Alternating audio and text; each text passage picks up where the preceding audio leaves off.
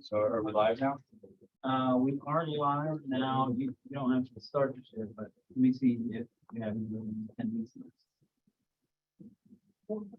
So the board members. Yeah, I thought I got an email with Carla, so she would be here. Okay, She'll be here. Okay. And then Ulysses, this first meeting is a full board member, correct? Yeah. Okay.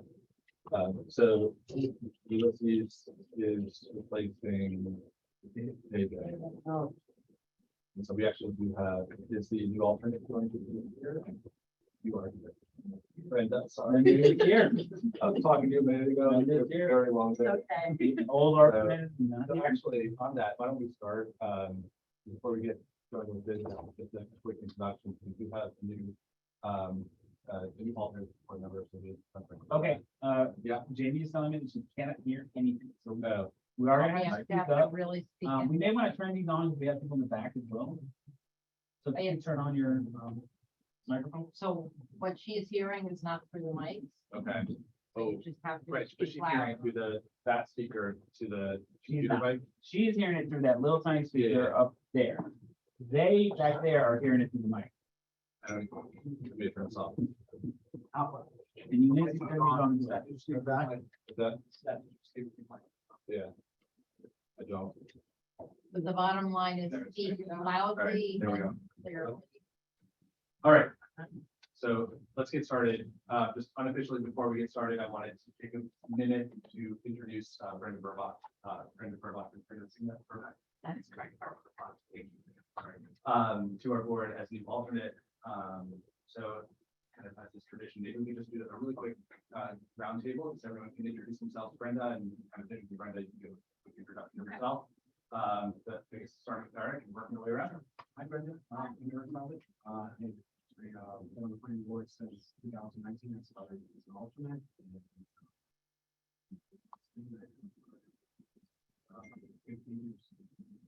Yeah, try to speak up if you can. Okay. That's Jamie yelling. Yeah. Every time you hear a ding. Try to use the microphone, the shared mics, it's kind of like. You, Hey, Brandon, I'm Bobby Bell, and I'm the planning board for about 4 years, president of Ossining, a local broker and property listing. Hi, Brenda. I'm Michael Aronson. I think I've been on board since 2019. I'm not 100% sure. With an Ossining, retired from the York Department of Health and Conservation and Stuff. and I'm Seth Roy. We did meet. I'm been on the board since I think also 2019. I am an architect and living in the village with my family. Hi, Brenda. Hi, Aaron. No, it's starting on. It's me, not me. Hi, Aaron, and I've been on the board for 2 years. I'm Jaime Martinez, I'm the planning director, and we're Yep. Linda Whitehead, I'm land use council to the village. Brenda, I'm Kevin Byrne. I'm the village consulting engineer for development sessions. This is my first meeting. I'm sorry, Yeah. So sorry, he's here in place of Joe. Right. For the board's benefit. I'm Brenda Burdock. I just joined the planning board as an alternate. I have about 25 years of experience in environmental compliance. And I work at the Wildlife Conservation Society as their environmental compliance safety specialist and as the mouse.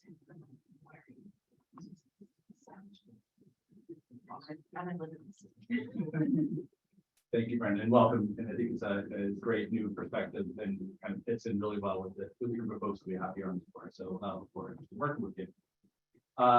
Okay, so with that, I think we get right into the agenda for today. So I think we can start with the approval of the minutes.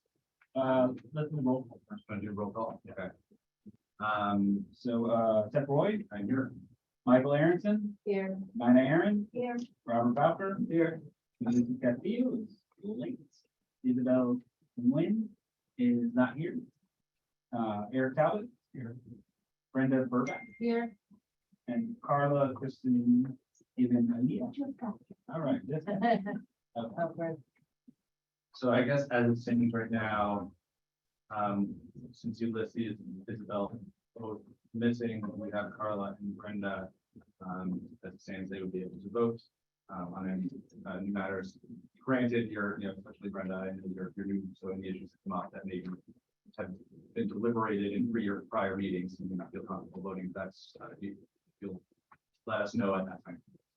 So Isabel is logging on right now, but she will not be able to vote because she's not here. And we didn't notice that she would be, not present. Okay, so So she will be here to be able to take part at least in, did she take part in the session? Or- Yeah, so the new rule, if you will, is that, a quorum of the board has to be present in person, which we have.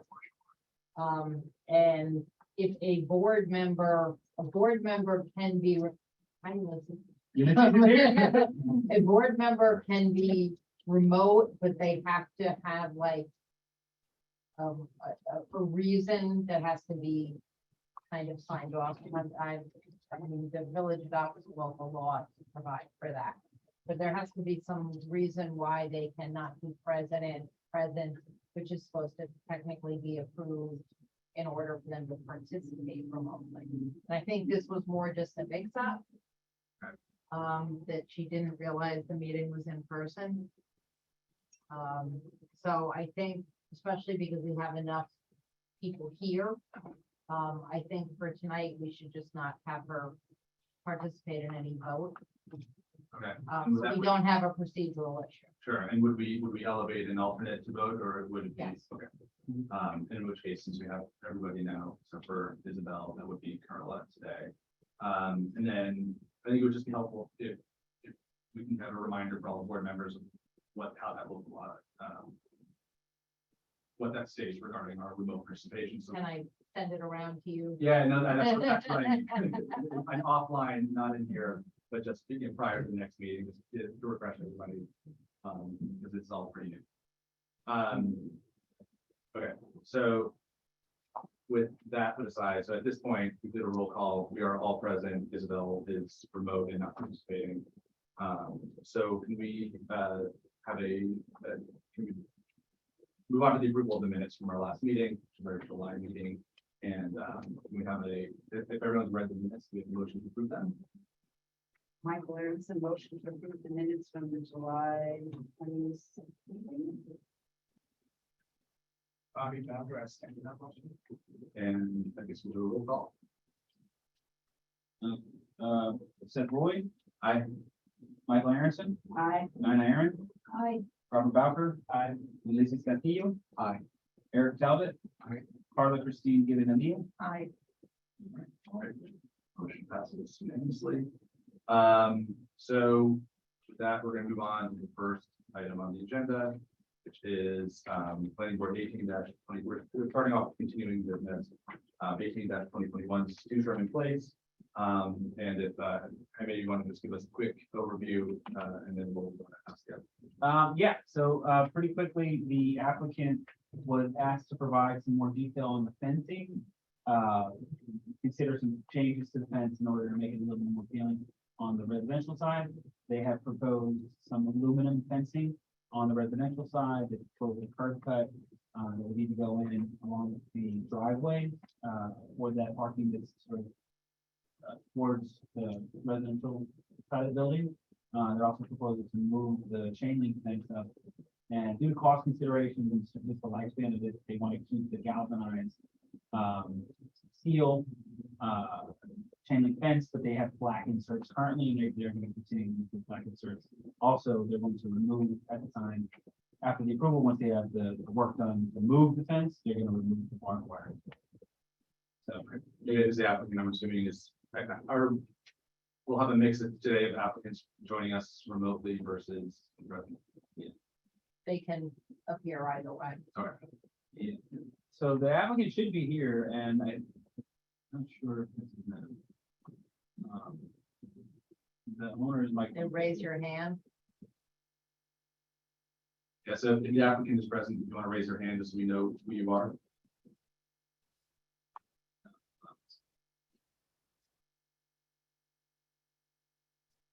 914-826-7221. Hello? Is this Mike? Hello, yes, this is Mike Bonfiglio. Can you Great. hear me? Yes. We can hear you, yes. Okay, how's everyone doing? Great, so if you can just give us an update of where you are, and maybe as far as pulling up the drawings, the applicants over the telephone, maybe put the site plan up. I'm sorry, I'm having a little bit of trouble hearing you. Yeah, sorry, that's gonna be, I'll try my best to speak loudly. So I'm just asking Jaime to put your drawings up on our screen so we can see them here.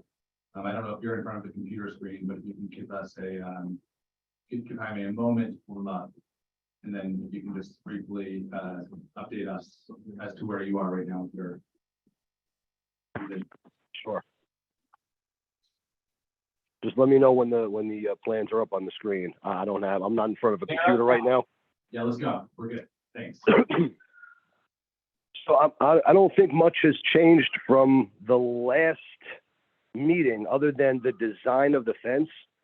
I think we did change the on the left-hand side of the property, if you're standing in the street looking at it, I believe that consensus was that they didn't want the fence to go into the frontage of the building, so we had changed that as well per the last request. I believe that was the only two changes, and I think there were some other. I think it was just like we had to place the curb cut on the plans. So basically, I think everything that Jaime said is pretty much what we did. Yeah, and Jaime, we maybe put there was an image of the fence on the residential side of the property. So that image is over here. So this is the aluminum picket fence they're proposing for the residential side. And then this is a picture of the chain link fence that will go on the commercial side of the property. It will remain. Yeah, it's gonna remain. But it's gonna be relocated a few feet forward. Right now, you can see here in the staff report, I don't know if I have the picture of staff report. Yeah, you can see this little parking here that's taking place, so they're gonna move the fence to the property line, which would be on the other side of where this vehicle is. There will no longer be what appears to be a vehicle on the sidewalk. So it reduces the width of Yeah. the sidewalk. It'll reduce the width of the sidewalk, but that's what appears to be what is the sidewalk functionally is actually the property of the owner. So the fence will be located in the front of the property. And we actually heard comments from the public, and the neighbors last time regarding people parking on the sidewalks. So this would provide separation from the vehicles and pedestrians. Correct. Any other board comments or questions on this? I went by the site the other day and I'm just trying to, can you hear me? There's a lot of vehicles that are parked, I guess, if you're looking at the property from the street to the right of the building, it looks like there's backhoes and other construction equipment. Is that your equipment or is that related to the person who owns the property, the resident? That is related to the people that I guess are going to be developing that property. Those are not our machines, and that is not our equipment. Okay, so you just have the trucks that are in that sort of side parking alley to the right. Of the That's building. exactly right. Okay. That's exactly right. Thank you.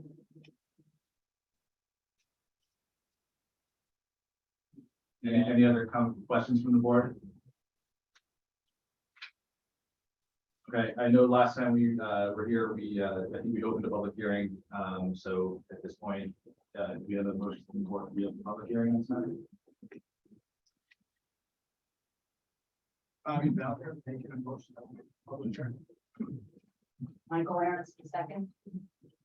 Okay, do we have anybody here from the public to speak to this application tonight? Either, I think what we'll do is, if there's anybody here in person, you can raise your hand. And then there's also similarly, if you're on Zoom, just use the raise hand function if you'd like to speak.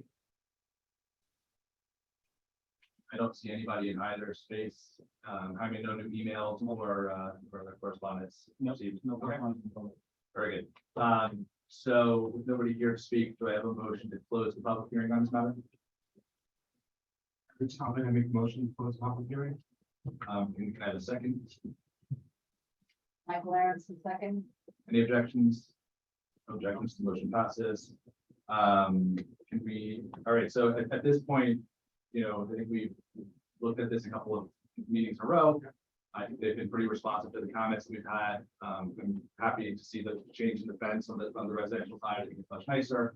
And I think it's a reasonable compromise to allow on the commercial side of the property, retaining that chain link fence, you know, with the minor move that they did to preserve the visibility of the street facing the side.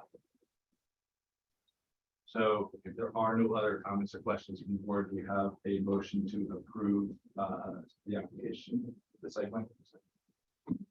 Bobby about making a motion to approve the application for site plan.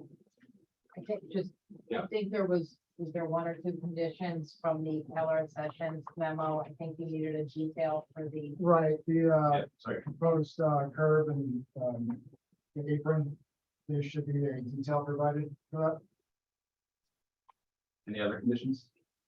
that. Just that. Just the one condition. Just on the curb and- And I know that the curb is shown on the site plan. We just need a detail for Correct.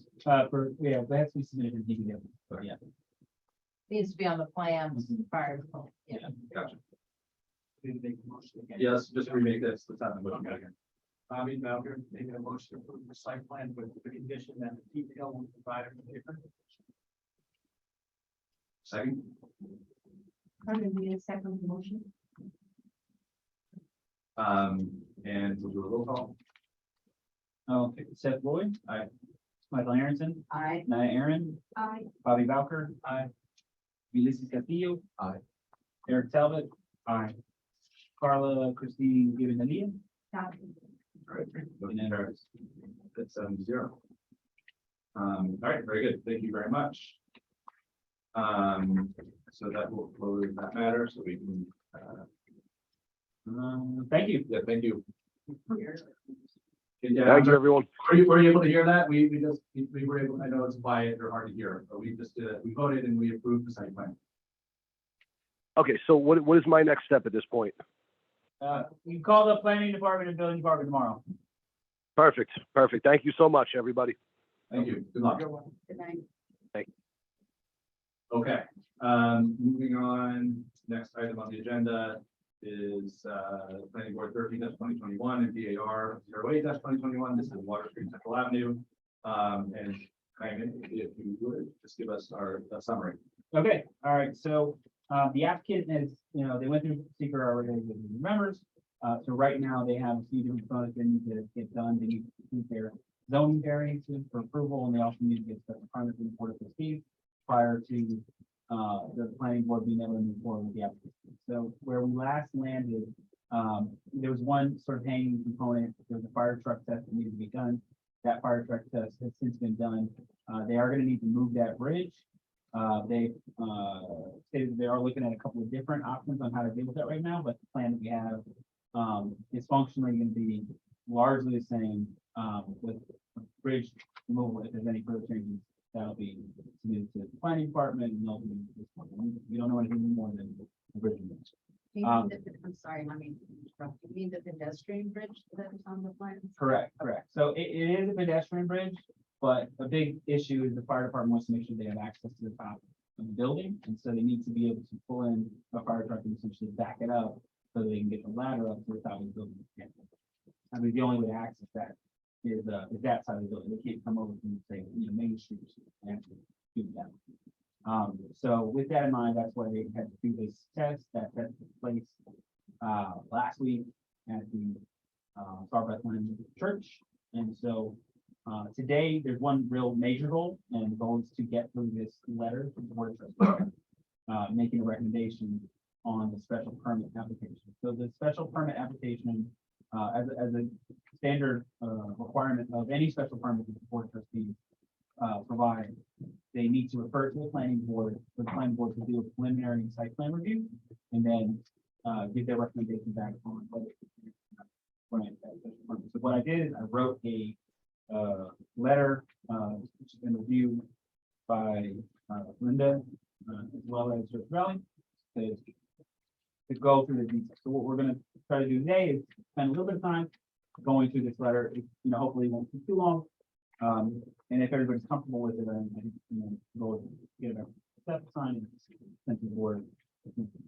And is this a letter that we take an official vote on, or? It's not like you're not approving anything. It's really a consensus that this is the letter you want to send. This is your recommendation to the Board of Trustees. Okay. And So yes, it's a vote, but it's not like an approval. Understood. so, and this is largely a summation of the discussion that we've had up to this point. So we've pretty much covered every single topic that is going to be discussed in this, but not in this formulaic way. So, keep that in mind, you all have a copy of that letter in the packet that I have in front of you. So I just want to make sure that the public who's watching is able to follow this as well. And I'd like, if I can, to bring in the applicant to allow them to sort of contribute to the conversation. Yeah, let's I bring think them in. So.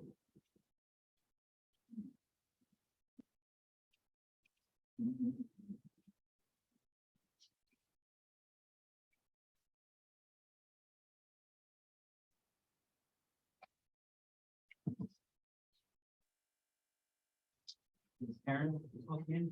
Karen's supposed to be in.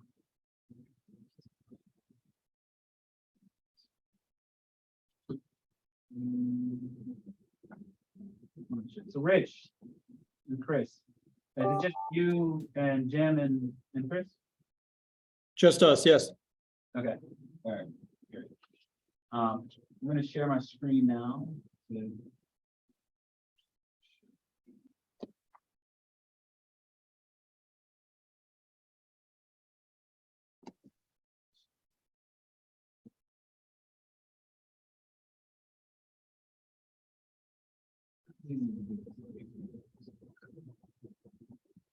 It's quiet, or we're all sitting in the same room. Yeah, what's there? Yeah.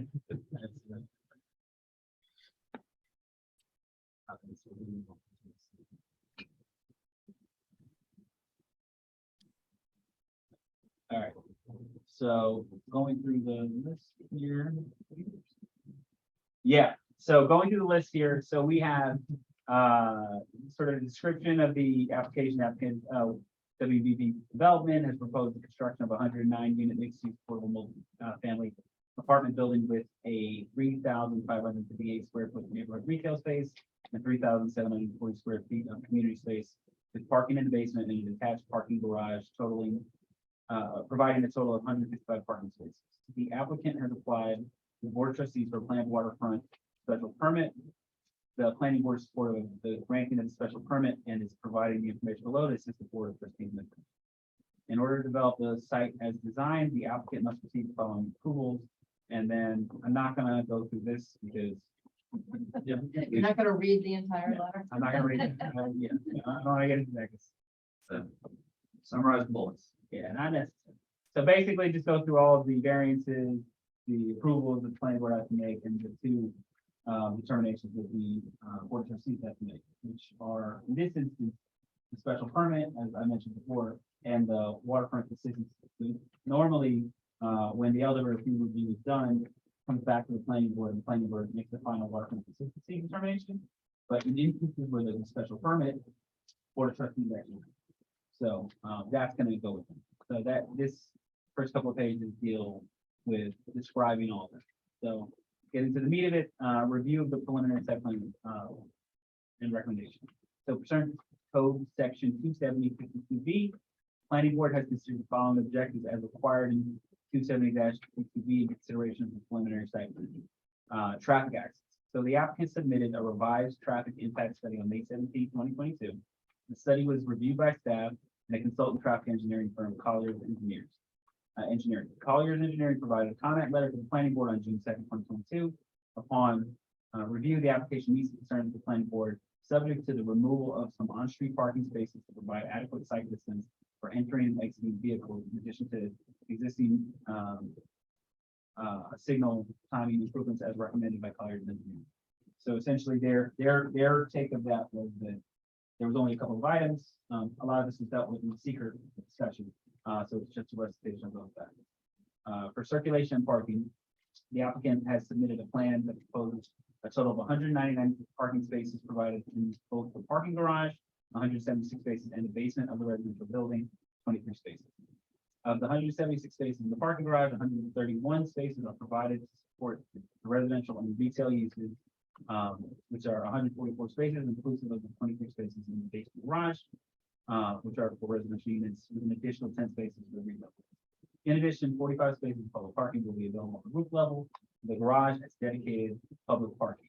The proposal does not require any variances from the parking requirements. Parking garage will be well lit and will be directly accessible to the building via a bridge over the Simpson Kill mid-building or along the sidewalk on Water Street. Both access points are free from car traffic and are safe for pedestrians. It is the opinion of the planning board that the plan meets the requirements for circulation. And then just as we hit each of these bullets, are there any questions or comments from the board? So that way, when we're done, we can just kind of move forward. Yeah. So Can I ask for a clarification about the 10 retail spaces? Yeah. Because it speaks about the 23 spaces of the basement garage with the additional 10 retail spaces. Is that on surface? Is that surface? Are those surface spaces or? So they have not given us a breakdown of the details, but I would assume that the 23 spaces are intended to be for the residents. Right. And they're also probably gonna be handicapped. Okay. So, they are here, so they can answer what their intention is to do with those. I was just trying to fit the 10 spaces into the total count. Of Yeah. 99. Yeah. The bulk of the spaces are gonna be provided in the garage, 23 spaces will be in. So it needs, So, So I the don't, 10 is included. could be in the garage. yeah, Rich, do you wanna, talk about that? So Jaime's correct. We haven't separated the allocation of the spaces. The reason why the 10 retail spaces are listed separately in our submission documents is just based on how the parking code reads. We have to tabulate those uses differently. Jim, you haven't made a decision if the basement would be all residential at this point, I don't believe, right? Yeah, no, we haven't gotten there yet. No. I think that's. Does that answer your question? Yeah, thank you, Rich. That's it. Okay. I'm sorry, just for clarification, what is the minimum number of spaces that are required for the residential portion? So the minimum number of spaces that are required for the residential are 131 spaces. Okay, So they're required to provide 130 spaces for the residential. They do that. The retail space is it's a formula of the square footage of the space inside. So they use the conservative number of 300 feet per parking spot, which is how they came up with the number of the 10 spaces that are required. On top of that, there's going to be an additional 45 spaces of public parking. So there, it's important to note that there will be a couple of spaces lost because of this. There's some spaces on Central Avenue which will be lost, I think about 4 or 5. And based off of feedback we got from the fire department, there are a few spaces, maybe 2, 3 on Water Street that would need to be removed as well, just to ensure that they have a proper turning radius to get them, vehicle in and out in case of emergency. So that's going to be a net loss of probably 5 to 8 spaces. But there'll be an increase of 45 net. I mean, do we anticipate that the 45 public space will be overnight parking or just? Yeah. right, and I'm sorry, let me just, my question is, what is the anticipation of the need in terms of retail spaces? And are there enough spaces to meet projected? So the retail spaces, there's going to be 10 that they have to provide in their space. There's going to be an additional 45 on that parking deck. And there's still that commuter lot, which is not going to come back to road. So there is a lot of parking in that area. But this site, even if it's just taken alone, will have the ability to have 10 dedicated retail spaces in the spaces provided by the applicant. And in addition to that, there's going to be a 45 space parking deck that will also be available. Public parking to anybody who wants to go to that retail space. So there should be more than. Like, remember, it's not a big retail space, it's only 3,700 square feet, total retail. Okay, thank you. Okay, so landscaping and screening. The applicant submitted a revised landscape plan on July. Well, before I go forward, is everybody comfortable with the discussion on traffic circulation, parking, everything? Okay. All right, so landscaping and screening. The applicant submitted a revised landscape plan on July 7th, 2022. Due to the irregular shape of the property, the area of steep slope where the planting would impact the stability and safety concerns from the fire department, there are limits to the extent of landscaping and screening that the applicant can provide, particularly in the area immediately adjacent to the residential building and the parking garage. So the applicant has proposed a planting breakdown as follows: 4 evergreen trees, 3 shade trees, 8 specimen trees, 58 shrubs, and 945 perennial grasses.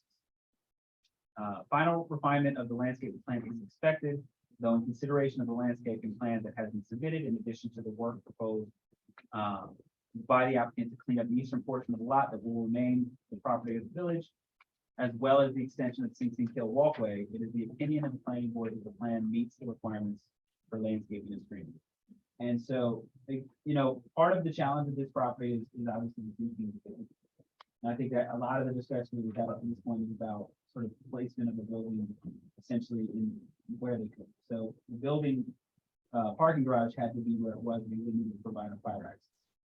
The other building was sort of in between the Sing Sing Hill and the cliff wall. There's not a lot of room for them to move anywhere else. So it's your determination, and it was written essentially based off the conversation that I've heard of you, so you're in agreement. Any comments from the board? Yeah, we discussed this in great detail there. Yeah, we went over this topic.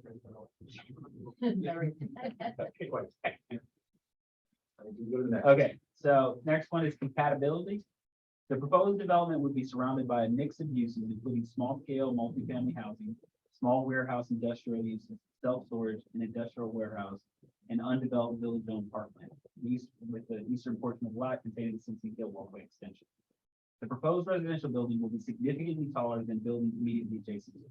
However, it will be in close proximity to another tall building, Harbor Square, and it will be compliant with the height requirements of the PWD zoning district. With this in mind, it is the opinion of the planning board that the plan meets requirements of compatibility.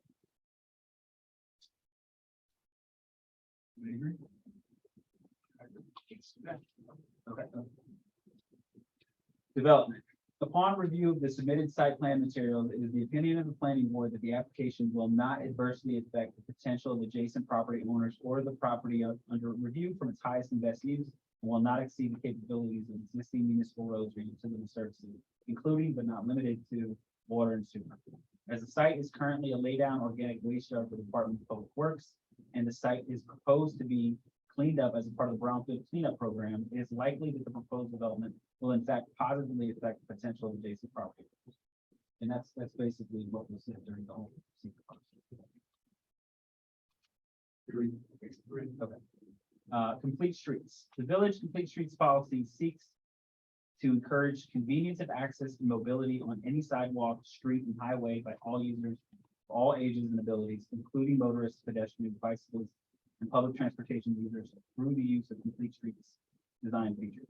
The applicant submitted a revised layout and landscape plan on June 21st, 2022 that shows the proposed sidewalk and ADA curb ramps around the entirety of the site, from the middle of the southern side of Central Avenue, down along the eastern side of Water Street, up the northern side of Main Street to the edge of the property line.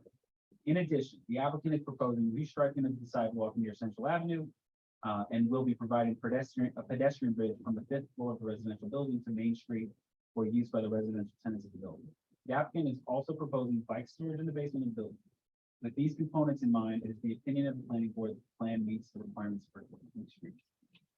So we actually didn't have a lot of specific discussion about compliance with complete streets, but complete streets is about, promoting mobility, it's about promoting the use of bicycles, promoting the use of, rapid transportation. And so the striping that they're doing is connecting directly to the commuter parking lot. The curb cuts and the ADA improvements that they're doing are necessary improvements to help the flow of traffic for anybody using sidewalks entering and exiting the building. The bicycle storage obviously is useful. So yeah, the pedestrian bridge provides access to Main Street, makes it easier for tenants who want to use that pathway to get to downtown. So the Greenway extension up to the community center.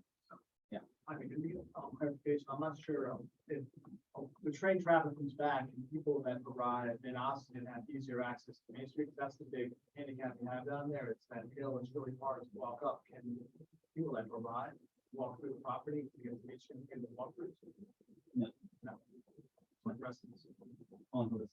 Okay. Are you saying the walkway along the Simpson?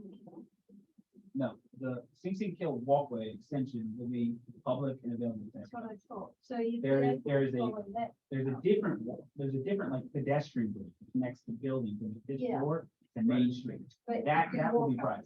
You can, yes, you can walk. So, yeah, maybe I didn't. So I was talking about the for residents. That's over. So they did look into whether or not it was gonna be possible to do that, but there's a lot of challenges with opening up a public elevator, you know, monitoring, people like to do things in public elevators. I'm sure you get into elevators in the train station down the block, so you can imagine. It's kind of a nightmare for. Yeah, that would have been a nice community benefit if that was possible. There was a lot of discussion about this actually with the Board of Trustees, and it was determined that it was gonna be, it didn't really work. And that this was the best alternative, that at least the residents could have an easy access up to the upper part of Main Street. Yeah, see it from that side as well. Yeah, and, that they are making sidewalk improvements, so even though it's a hill, the sidewalks will be better. So, is everybody okay with the streets section? Yeah. All right, in addition to review the preliminary site plan, the planning board has reviewed the special provisions applicable to the planned waterfront district as detailed in 270-23. Open space. Open space should be maximized to the greatest extent practicable. Any open space proposed on site plans of adjoining property should be connected to the board. So the applicant has proposed that 1.1 acres of the total 3.2 acres remain village parkland with minimal disturbance other than that which is required to extend the Sing Sing Kill walkway and any work that would that is necessary to integrate stormwater management and flood mitigation practices as requested by the village engineer. So that hits two items. One is that they have preserved the maximum amount of the property as possible, a third of it, and they are connecting to additional parkland by connecting the CC Kill walkway through the middle of the site, all the way back to the extension. Is everybody okay with that? Yes. Yep. Building width and open area. The total cumulative width of buildings, structures, solid fences, and walls more than 36 inches in height shall not occupy more than 50% of the width of a parcel as measured along the line substantially parallel to the Hudson River. And the maximum building width for each structure or building shall not be more than 75 feet measured along the line substantially parallel to the Hudson River. Of the remaining open area, one uninterrupted space shall be at least 30% of such parcel width unless the planning board approves more than one view corridor totaling 30%. Excluded are existing building, village of Ossining designated historic buildings or any parcel or structure that is deemed by the planning board as relevant to preserve view corridors either to or from the Hudson River. So this is the point where I think we need to have a little bit of discussion. So what I wrote here, I think might stand, but I want to kind of explain the nuance of this property. So the way that you have to measure the line is to essentially draw a line that is substantially perpendicular or parallel to the village, to the Hudson River. And this property is slightly askew. So it's not a straight shot where the two buildings are sort of lined up one way or the other. So you have to consider the width of the buildings. If you look at them sort of lengthwise, the width of the two buildings are 61 and 71 feet. Is that correct, Rich? It is 65 and 62, I believe. 65 and 66. So that's not including the covered walkway, which is a small sort of extension of the structure technically, but it's not part of the sort of building part, the main mass of the building. And that includes, of course, the garage. Now, with that in mind, you have to meet this 30% threshold minimum, and the gap between the two buildings doesn't meet that 30% threshold. So you have a few different ways of doing it. Number one, you can, yeah. Site plan would be Yeah. helpful. Yeah. Rich, The one that can you pull up the site plan? let me allow you to share real quick. You have to look at it as the line that's approximately parallel to the river. All right. is what You can go ahead and share now. This isn't the diagram that exists, is it? In the site? It's not. The documents are there, but the measurements are not. Okay. Uh, So the line that's, go ahead, Rich, you wanna? Sure. So looking at a line that's parallel to the Hudson River as it generally relates to the site, you'd see this red line here. That red line is 305 feet long. If I measure along the lengths of the buildings along that red line, they sum to 150.1 feet. Therefore, there's three code provisions Jaime's are talking. One, the building widths as measured along the line parallel to the Hudson have to be less than 50% of the line. Measuring along this line, we achieve that goal. The second code provision is each building has to be less than 75 feet in width. Again, we meet that goal. And the third provision, which Jaime was just talking about, is 30% of the length along the line, or you have to have a total of 30% of the length of the line as open space. And we don't meet it in one area, but when you sum the two areas on either side of the mixed use building, we do. And your code does allow for that provision. So it's up to the planning board. The requirement is one area that's 30%, but there is the flexibility for the planning board to accept the total area. Yep. So what Rich is saying is that they have the total. Can you just clarify that on your, I don't know if there's a way to answer that, just to, Identify the two areas. that yeah, add up. exactly. Sure. Sure. And as I identify those areas, I'm actually going to read the line from the code. It's of the remaining open area, one uninterrupted space shall be at least 30% of such parcel width, unless the planning board approves more than one view corridor totaling 30%. Now, we have, as you look from Main Street, we have the corridor between the buildings, which is here, and we have this corridor here. And again, remember, this is an existing residence that sits very low down on Water Street below these retaining wall elevations. Main Street climbs very high as you go up it. And so the combined is what percent of that line? The combined total is 49%. And just out of curiosity, the portion that runs between the two structures, how far below 30 is that? The portion that runs between the two structures is, just bear with me one second, it's 72.8 feet of the 305.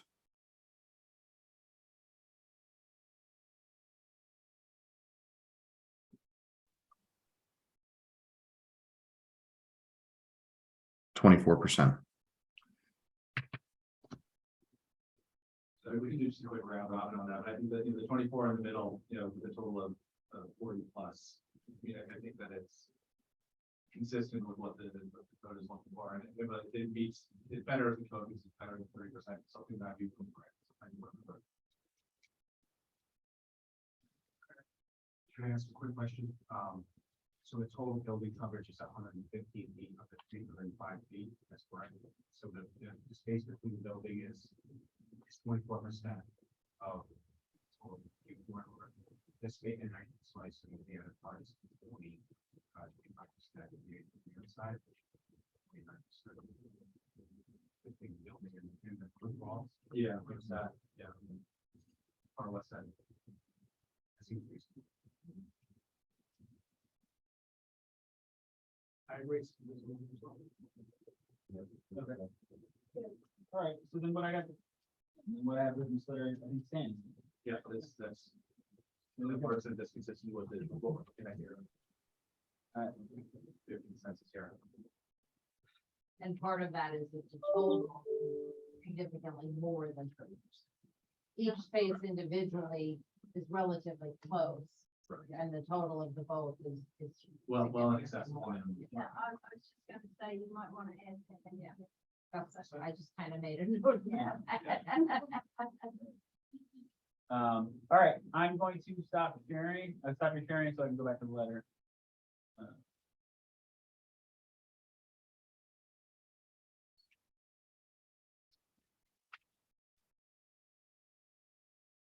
Okay. Great. So what I wrote was no single beam corridors greater than 30%, however, due to the town's layout of the site, there was not any other reasonable configuration for the site plan, therefore the planning board is comfortable with the combination of the corridors, meeting 30% requirement, we'll make those changes We'll tomorrow. make some changes to add in this, about the specific numbers. Yeah. View corridor preservation. Views of the Hudson River and or natural features, including forested lands that are identified by the planning board as important, shall be studied during the site plan review. Site layout and design shall consider public views and view corridors, and shall also consider the importance of views to the village, views of the village from the Hudson River. The view corridor analysis, including photo simulations showing buildings from public vantages identified by the planning board, shall be required. Visual impact of buildings or portions of buildings that can be seen from public streets or spaces that shall be mitigated to the maximum extent practicable by reducing the height of the building, changing the design of the building, or moving the structures to alternate locations on the site. Providing landscape screening is not an alternative to reducing building height or placement of the building in a less visible location. Excluded are existing Village of Ossining designated historical building or any parcel or structure that is deemed by the planning board as relevant to preserving view corridors either to or from the Hudson River. And I wrote, the applicant has provided the planning board with multiple elevations, cross sections, photomosaics demonstrating the impact of the proposed development on views of the Hudson River from Main Street and from Central Avenue. The applicant has proposed both the residential building and the parking garage in the most reasonable location of the site, considering the limitations of the challenging site. The buildings are designed to not significantly impact the public's ability to view the Hudson River from the sidewalk. Moreover, the applicant proposes a 5th and 7th floor terrace that will be available to tenants that will provide prime river views to all tenants. The planning board is comfortable that the applicant has maximized the preservation of the features. I just have one question because you mentioned Main Street and Central Avenue, but not Seacourt. And I just wondered about where Main Street comes down on the Seacourt. Seacourt and Main Street are merged, Yeah, and so the picture that we have is kind of from that corner of Seacourt and Main Street. So I'll pull that up. so it's high enough up like you. Yeah, It's nothing there, but. It's an issue. yes, so I let's, think one of the renderings is actually right from that. correct. So I'm gonna pull that up so that we have a quick look at that again.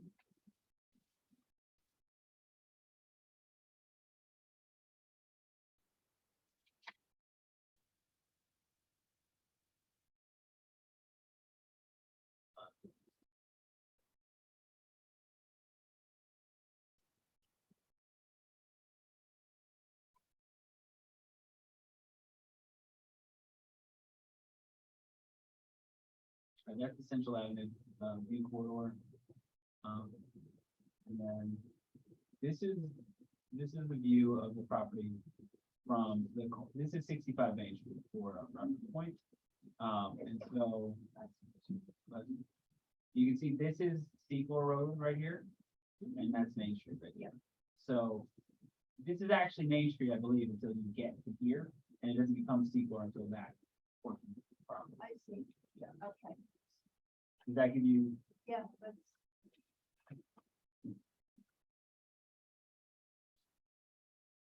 I don't know that we need to look at it. There's also the diagram along Main Street, just showing the height of the building relative to Main Street. So moved up the hill. Yeah, if you want, yeah, I can pull that up as well. That's the cross section. Provided. And so you can.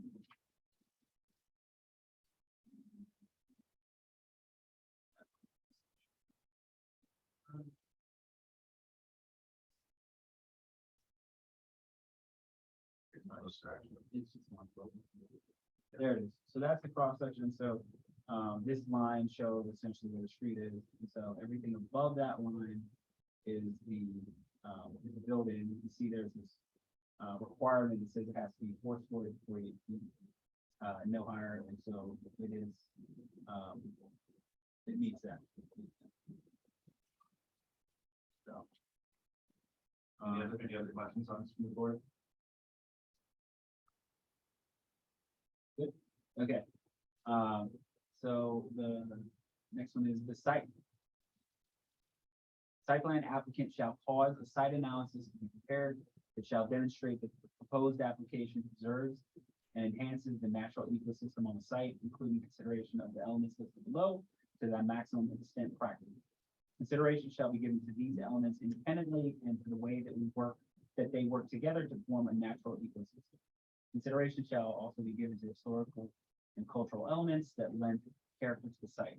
The applicant shall demonstrate that the proposal incorporates the cultural heritage and community character of the village of Ossining to the maximum extent practical. The elements are streams and other water bodies, forested upland, views of the Hudson River, forested upland, and other natural features from public right of way, wetlands, swamps, and vernal pools, steep slopes, and other hillsides, potential pedestrian connections to Riverwalk, Croton, Aqueduct, existing neighborhoods, archaeological sites, and historic buildings, habitat of threatened endangered species. What I wrote was the applicant proposed a development that preserves 1/3 of the site's parkland, proposed an extension of the 16-foot walkway, proposed cleaning the entire site of rubbish and limited removal of invasive species where safe. The site does not have any archaeological sites or historic buildings. It is not an identified habitat of any threatened or endangered species. So a lot of this is covered in the secret process. But everybody comfortable?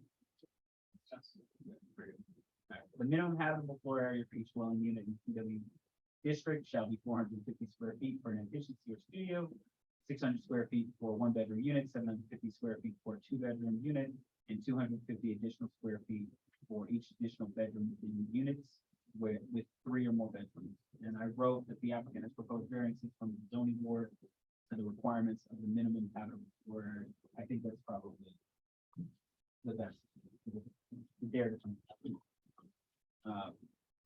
The planning board has also reviewed the provisions applicable to the planning waterfront district as detailed in 270.23I, 1, 2, and 3.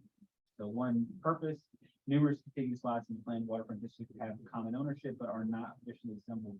Keeping those properties in common ownership will help promote the objectives of the waterfront zoning by allowing greater flexibility in site plans. These larger sites will be able to accommodate additional densities and provide more amenities to the village, and smaller separate lots will be able to provide. Developing a planned waterfront will further the objectives outlined in the comprehensive plan by promoting the assemblage of parcels and create opportunities for transit-oriented development surrounding Metro North Station and Ossining Dock by infilling parcels to provide diverse land uses. The purpose of this subsection is to allow the granting of a special permit that, in exchange for the provision of certain amenities, will allow increased densities for particular development meeting criteria below. Just to put this in context, these are now this is the section that relates to the planned waterfront special permit that they are applying to the Board of Trustees, for the Board of Trustees grant. So these are the things that relate specifically to the planned waterfront special permit. Once the Board of Trustees grants the planned waterfront special permit, then you can grant the density bonus. So this kind of discusses both aspects. So the applicant has developed a site plan in conformance with the purpose of the district by merging multiple lots into a single site plan, providing several amenities in accordance with the code as discussed below in the review 270.23I. So I want to say like several times, so I did that there. Eligibility applications can be made for special permit. Just to get through it quickly, it has to be at least 3 acres. And so the proposed development site is 2.2 acres, so it is eligible. As a part of the site plan for the planned development, the applicant must include the following lots under same ownership that are part of the special permit. Application shall be combined and considered as one lot. Provision of at least one amenity pursuant to subsection I-4 below. Provision of affordable housing, and the applicant has proposed subdivision property into 2 lots, including one, including the new development, the other as a village on parkland. The applicant is also proposing several amenities. And the proposed development is deed restricted, fully affordable development. So the planning board is going on to the next section. The planning board has also reviewed the provisions applicable to planned waterfront special permit density bonus as detailed in 270-23 I-4. The planning board will need to determine the eligibility for the density bonus. So this density, the granting of the density bonus, as indicated, is with the planning board, but the permission to grant the density bonus is by the board. So that's why there's a sort of back and forth process. Can I just real quick, it's referring to the amenities below, is that if that can be elaborated? This section is where we got that. Okay. So the planned waterfront special permit density bonus incentive. An applicant may apply to the planning board for one or more density bonuses in exchange for providing amenities to the village of Ossining. The planning board may, at its discretion and subject to the standards and considerations set forth below, grant density bonuses as set forth in Appendix B for developments in the PW district in exchange for an applicant providing one or more of the following amenities. Provision of a portion of publicly accessible Riverwalk. So now, I don't want to get too deep into this, but the Riverwalk does not touch this site. However, the property does propose to extend the CCK walkway, which is near, so Water Street essentially gets you to the Riverwalk. You go down the block, the planned Riverwalk. So it's kind of a connected thing, but it's not specifically about the Riverwalk. How big is the extension?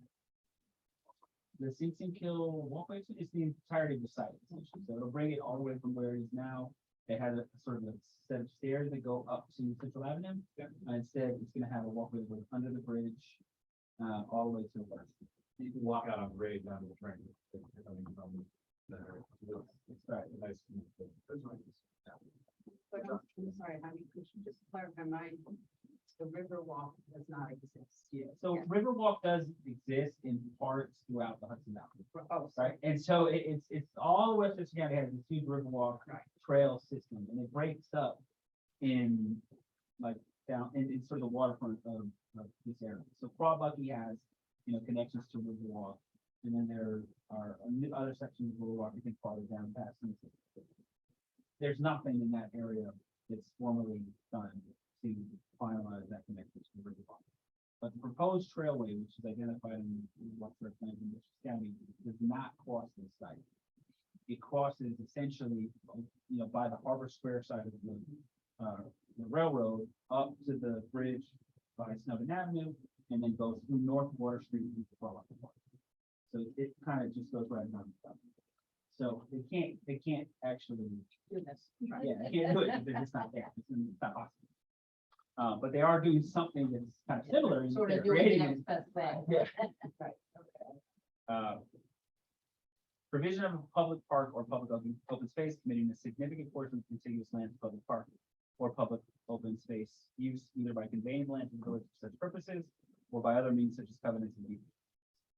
The applicant proposed that 1.1 acres of the proposed development site will remain as village parkland with a CCK walkway extending over Central Avenue Bridge onto a public plaza on the site, extending public access to this park to the water.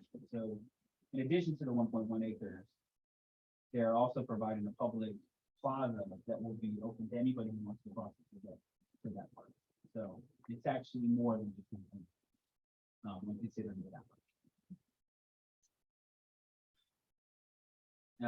Use of green building techniques.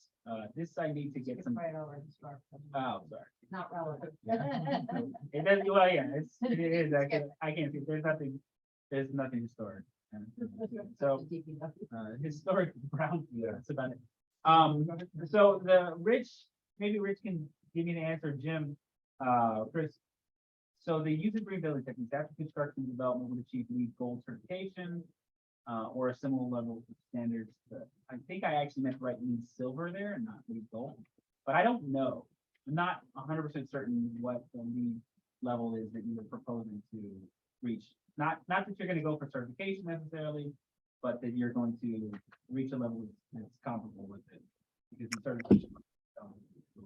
Yeah, we would be fine. I mean, putting LEED silver there, and we also have to follow the HCR guidelines, which have certain sustainable and green building techniques. So LEED silver for that subsection is fine. Okay. LEED Silver is a requirement. Essentially LEED Silver is a requirement in the code. So I think there's a couple of things mentioned, but one of them is LEED Silver. So it has to meet LEED Silver, I think, to meet the amenity requirement.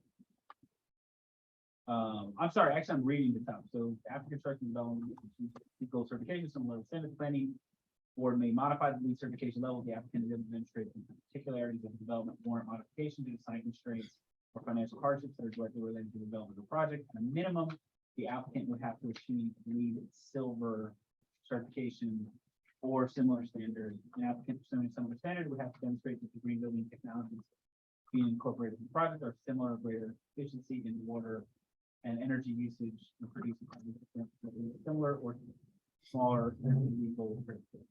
And what I wrote actually was that, yeah, they are proposing for the building will meet requirements to qualify for LEED Silver at a minimum.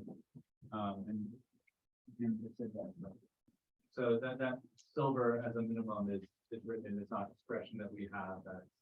yeah, it would have to be written into the resolution. as well. Do that. I don't, A lot of what you're doing here is actually gonna be the work that you need to do later on when you actually approve the density bonus and actually even for your site plan. So this is making the rest of your job really easy. I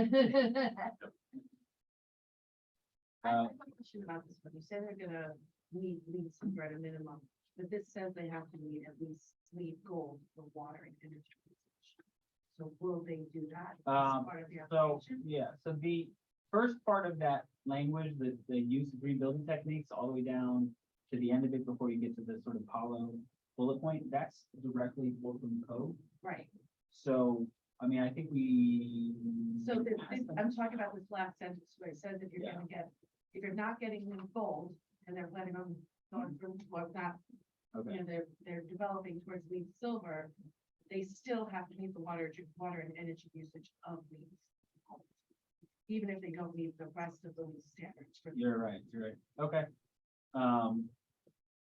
So Jim? Yes, that's fine. Yep, no problem. So it should be included. Okay, Yeah, so we'll have to add that, yep. Yep.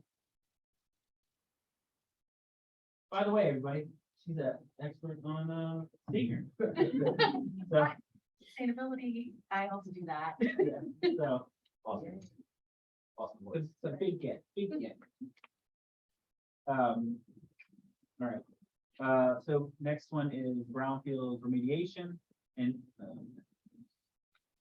environmental remediation work conducted on a site that is not already substantially subsidized by state or other funding, but is required in order for the development to take place. And as everybody knows, the development of the site will require a brownfield cleanup overseen by the state brownfield program. Good. Contribution to non-site related infrastructure improvements. As negotiated by the planning board, non-site related improvements would be improvements that are not directly needed, required, or related to the development of the proposed project, but will be able to be utilized by the proposed project residents, or will indirectly improve the project or site related infrastructure. Infrastructure improvements may include sidewalk, street, or water and sewer improvements. This list is not exhaustive, and the village engineer may provide recommendations to the planning board. So the applicant is proposing stormwater best management practices, including the creation of a stilling basin to prevent the Water Street culvert from being clogged by large debris during heavy rain events. The applicant is also proposing the 45-car public garage. The applicant is also improving the sidewalks in the area. Notably, they're going to be doing some work around fixing sidewalks, not even in front of the property. So they are actually going to be, there's that sort of small property at the corner of Water Street and Main Street, and they're going to be fixing sidewalks in the 80 acres from that property. Provision of public artwork. They have not proposed any public artwork. So, I'll take that. And then stream bank restoration or stabilization, maximizing and facilitating stream bank restoration or stabilization of tributaries of the Hudson River or other local streams. And the applicant will be repairing the canal wall around the Sing Sing Kill to stabilize the canal. And so, you know, before I move on to the last one, they don't need to do all of this. They only need to do a couple of these things in order to get the full density bonus. And they're already well past what they would be required to do in order to get the full density bonus. But this an effort to kind of go through the details and provide that information for reference to the board. That was just gonna ask them to follow artwork, what they're requirements. No, it's not a requirement. It's just But they don't have to do everything, but they have to provide some of it. And so in summary, the planning board has reviewed the preliminary site plan and supports the approval of the planned waterfront special permit. And that's it.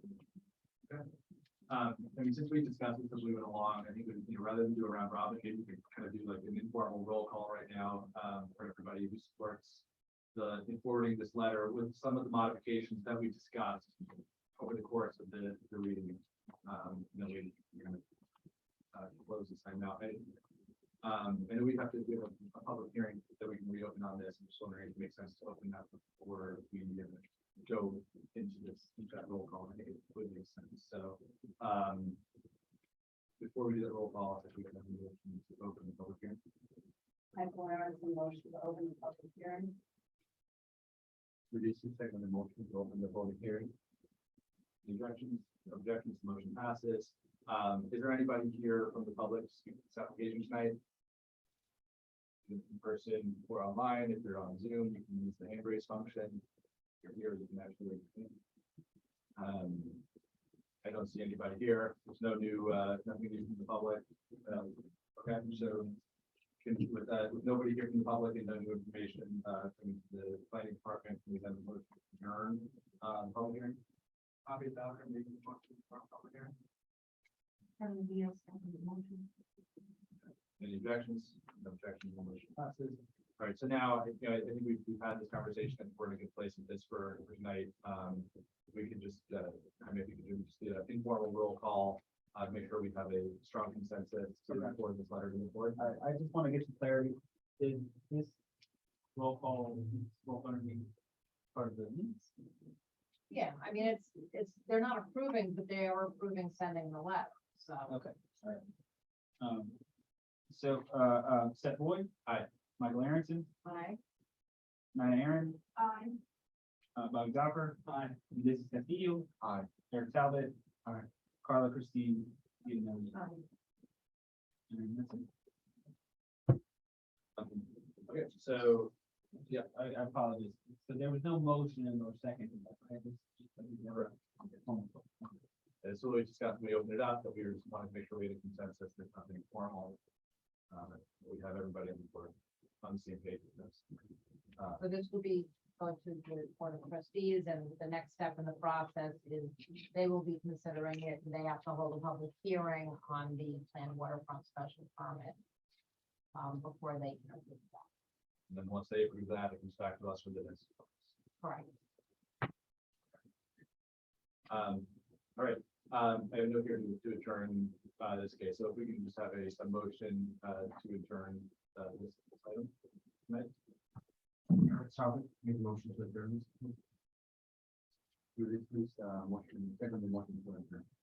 Any objections? No objections, motion carries. All right, so thank you guys very much. Thank you very much. So we'll see you guys soon. Awesome. So let's keep moving. Next item on the agenda is planning board 07/2022, DAR 05/2022, and that is for Snowden Avenue, Riverwalk Residences. So I may want to give us a summary of where things stand with this application. I think it's frozen. He's not moving in.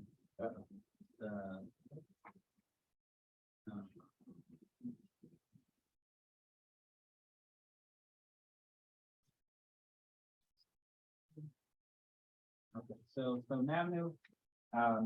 So the update for Riverwalk is that they have submitted a lot of materials. So it's been a couple of months. We've seen them, obviously. Last time they came in, they still had a lot of work that needs to be done in terms of the tree survey, the planting plan.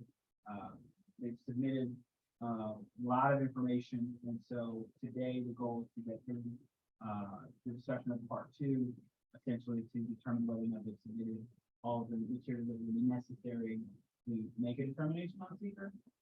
So we're going to go through the part 2 pretty quickly, and then just not making a decision on whether, whether it's a significant impact or not, or whether or not the material that is submitted is going to be sufficient for that analysis to be done. Just for the point of reference, there's still a lot of stuff that's being checked on by other sessions. Of course, a lot of the materials that we're also kind of going through. The arborist came by today, so he's going to go out and do the planting plans and go set up a conversation between the person who did the tree survey. So he's already been there once with the person who did the tree survey. He's gonna go do spot check, make sure that their tree survey count is correct. And their information is put down is correct. So I think he's on the tag. So there's a lot of work. So you may not, on the part two, you may not be ready to check all the boxes yet, but you can identify where, no, we're not ready to check this box. We still need this additional information. Correct. So in terms of scaffolding conversation, you'll put part two up on the screen here. We'll go do that, and then as soon as we do that, we'll bring the applicant in as well, so that we have them here. Yes, answer questions. and if I can, I'd like to bring that in first. Yeah, no, bring them in for sure. Let me. Dan Patrick, and Mauer.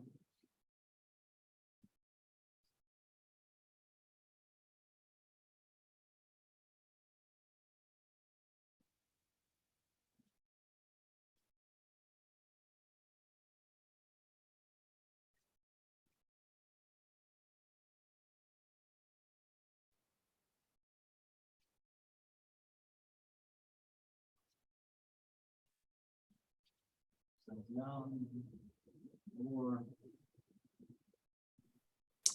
Good evening, everybody. Dan,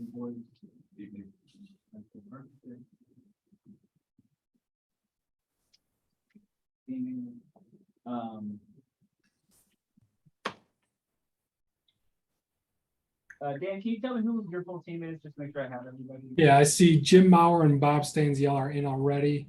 We also have Bill Boyce or William Boyce and William DeVore. There they are. And that is the whole team tonight.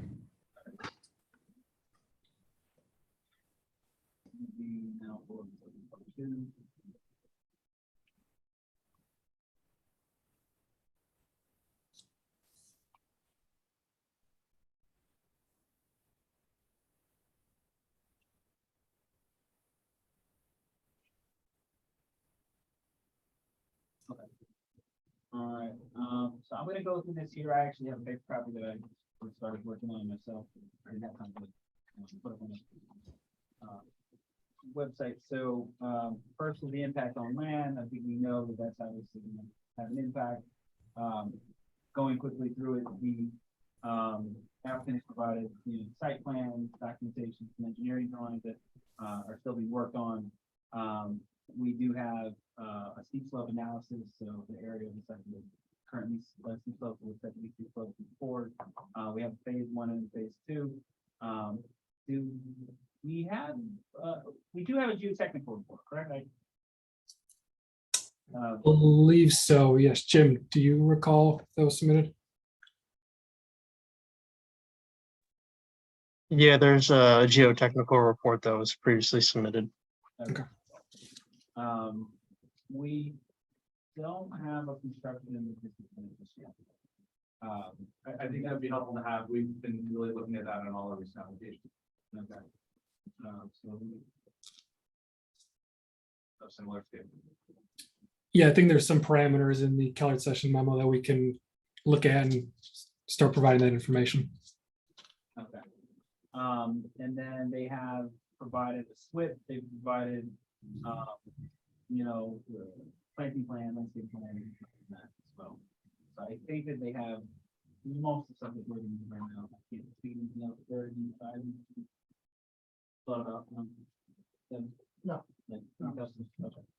All right. Impact on geological features. So a lot of those are kind of the same questions. So the one thing is, it says the proposed action may result in modification or destruction or inhibit accessing usable landform. So my answer here is no. I think that it's obviously going to have impacts, but not on any sort of unusual. There's no cliffs or mines. The wetlands that they're modifying, would that be considered unusual? It's going to be covered under a different section. So I think actually the next section. So no, not in this instance. So impact on surface water, and the answer to that is yes. So they have proposed a wetland plan. We need to get that reviewed at the yawn, right? So we haven't done a review yet. But they have submitted a proposed wetland plan. Oh, Jamie's telling me that nobody can see this stuff. Well, we gotta have Jamie, watching it out. Keeping an eye. On it. That's right. So so they have provided the wetlands plan. They've provided a lot of detail there, so I don't think there's anything else we need from them right now. They provided, again, this one is to geotechnical report, so we have a lot to work through there.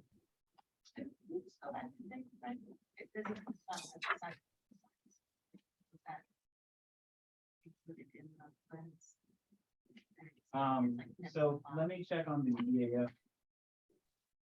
Because that's the, so I don't think that there's any. So D2Q.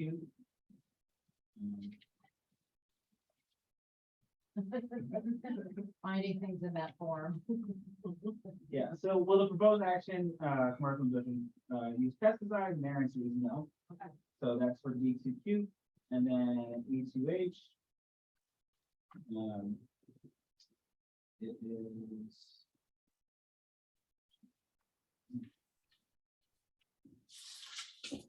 H.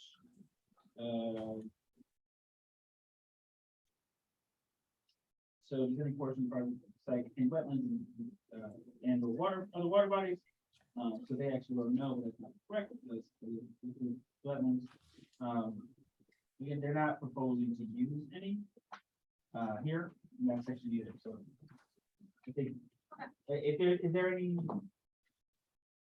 other recommendation you have on like the studies? Related to this one? Yeah.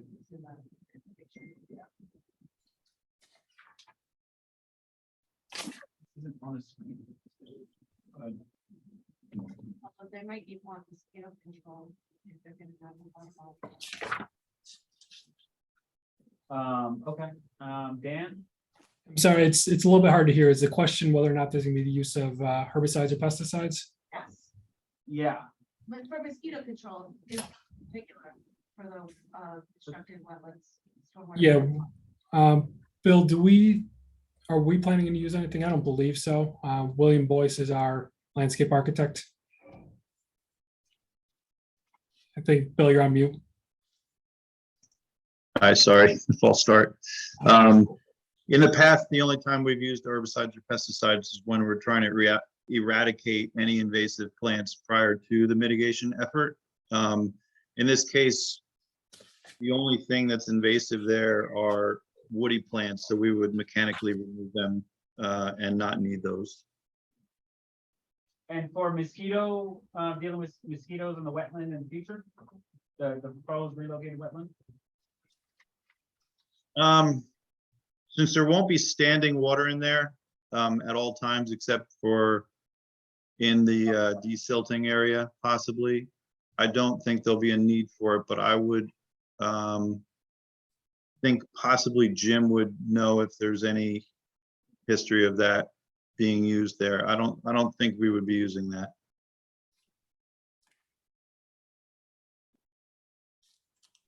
Jim Mauer, I don't know, are you on mute?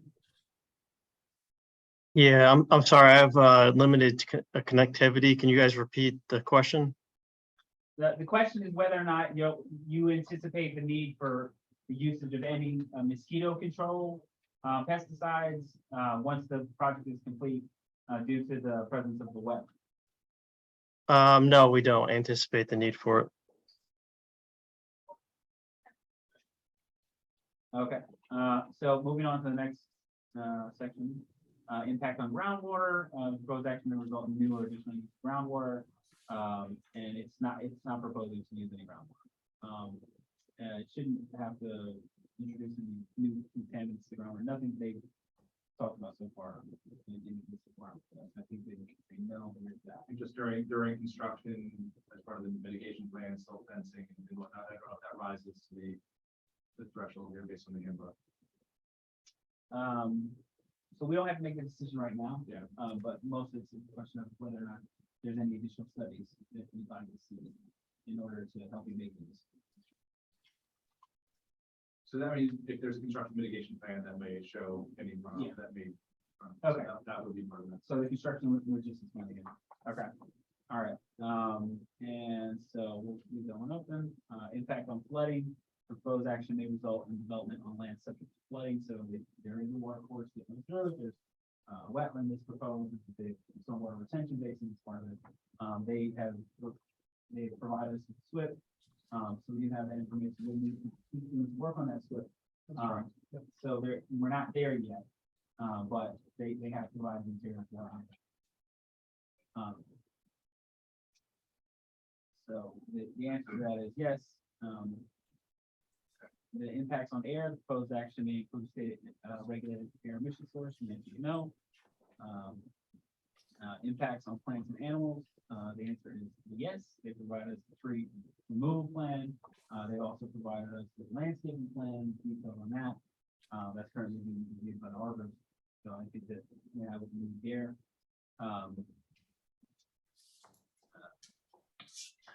Impact on agricultural resources, the answer is no.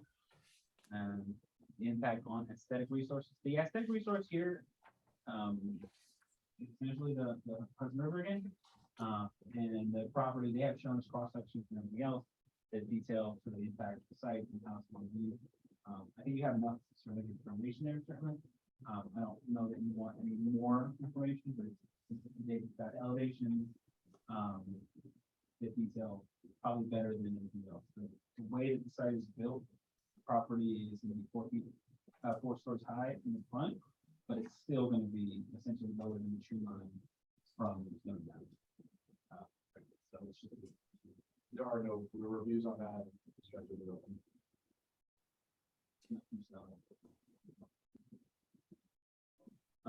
we can ask them to provide it. Yeah, and then I think that's. Okay. All right, so the answer is no. And then. I'm sorry, can just what I didn't Yeah, quite hear that. Was there additional information you guys were looking for? No. Okay. Not at this time. Just want to make sure. Thank you. So impact on historic and archaeological resources. The proposed action may occur in or adjacent to historic or archaeological resource. I'm gonna defer on this answer right now because I know it's next to it's sort of close to the walkway, the Old Croton Aqueduct. And it's gonna connect, but I think the answer is no here, but I want to go back, verify that. Yeah, the map over. Well, let me just look at it now.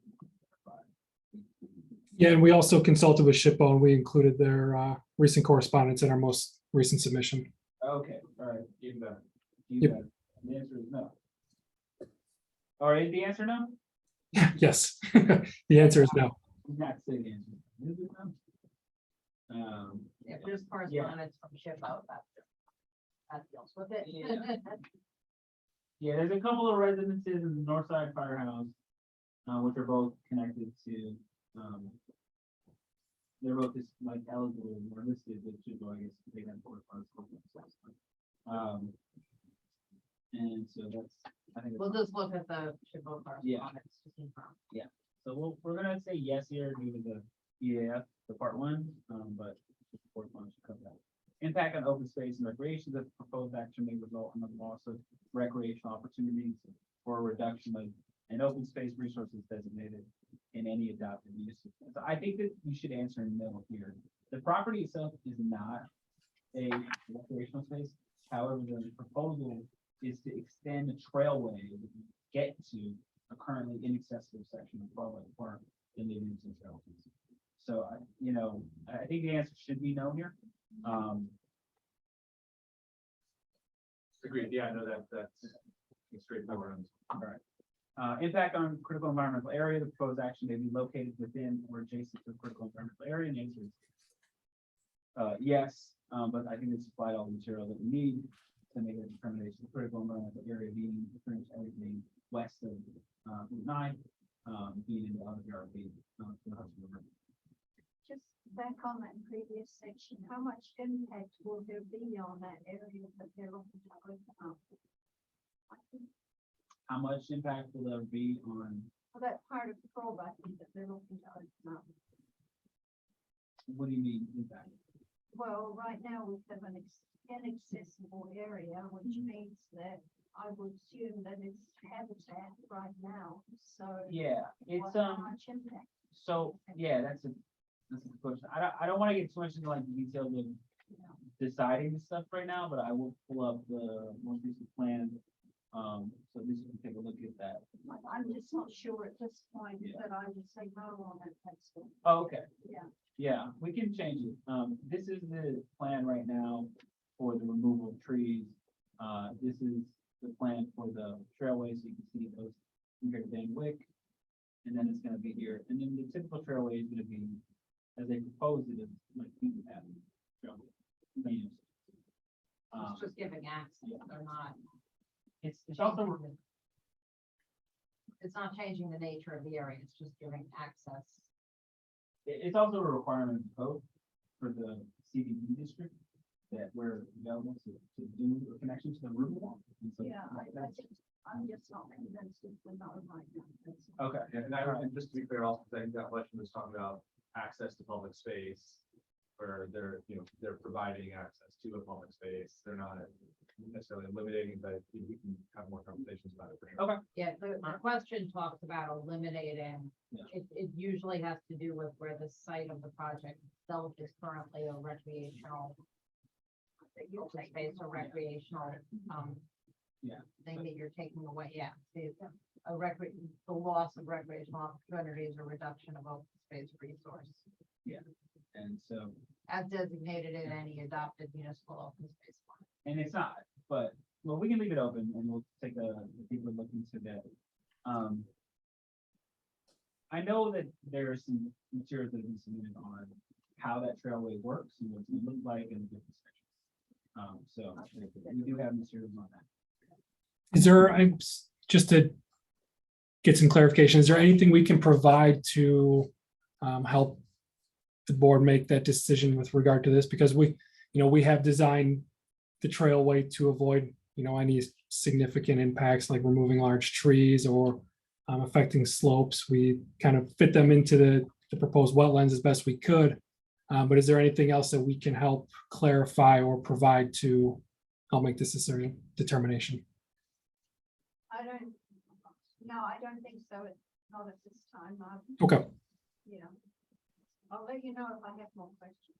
please do. Thank you. Okay, so moving right along, to impact on transportation, the applicant has provided a traffic study, to review, so, we're gonna wanna get that traffic study reviewed by, traffic engineer. So, but we do have a traffic study Under review. under review. The other thing being that there is parking on site, so they're meeting the parking requirements. And they are minimizing the amount of surface parking, so most of it is in the garage. The bulk is under building or it's below. Impact on energy, they are gonna, we're gonna have to go ahead and check the boxes there, but it's, it's under 100,000 square feet, I believe the building's under 100,000 square feet well on that. So we'll make sure we have it. They've submitted all the materials to the EAF and everything else. Make a determination. Impact on noise, odor, and light. We got some now for our construction logistics plan. So we're gonna get that determination later as it relates to construction. And then impact on human health, proposed actions may have an impact on health, exposure to new or existing sources of contaminant. We got phase 1 side, actually. So, but we haven't, I don't think we need any. And consistency with community plans. So the applicant has provided a lot of information. There is, at present, there are no use variances associated with the site. There are some area variances that are requested as part of the project. But there are no, it's not inconsistent in that it's not substantially bigger than what is permitted in the site, and the density is not depending on how they count their spaces for arriving at that density number are consistent with the code. So I don't think we need any new information from them to determine consistency with the document. Consistency with community character, the proposed project is inconsistent with existing community character. And again, we have all the materials we need to make that decision. We know that there's a 7-story building right next door. So this building is going to be smaller than that. And then there's the other side. Called warehouse. So there's a mixture of the members of the quality part and the members of the park. But we have, and that's pretty much it. Right, yeah, no, I think that's straightforward, and, you know, there's only really a handful of additional things we need to look at, we need some professional reviews to be completed. And then we can have further conversation on this. So there's one quick conversation I want to have about, that points back to something in the staff report. The applicant does not need an affordable housing, does not need a density bonus beyond what is permitted. As long as he has the affordable housing set up a certain way. So there's a comment in the Keller Sessions memo that references that a variance would be needed to do that. However, the way that the code is written, if you do low income housing, which is just affordable housing, so if you do anything that gets below the 60% threshold for affordable housing, then you can get up to 15% of bonus. And so the calculations that 15% bonus. So the way that works is you come up with a baseline density number of 8, being that you get granted the density bonus. The planning board would have to grant the density bonus from the baseline density of 6 up to 8 for providing the additional amenities, which takes you to, and let me just make sure I'm saying this right. So The numbers are all in that. Staff report. Yeah, they're all in the well, that's right. So that gets you to the baseline number of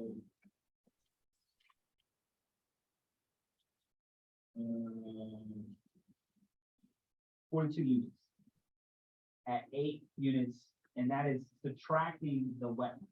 So they've calculated out the space of the wetland under the CPD code for determining the density that you're allowed. You have to subtract the square footage of any wetland from the total size of the parcel, and then use that as the factor to calculate the density. So that becomes a baseline density, not a baseline, but a baseline density with density bonus under the CPD code of 42. Then on top of that, the affordable housing code adds an additional 15%, wherein you take whatever that number is, and if you meet that 15% criteria, then every single one of those units can be replaced by a new market rate unit.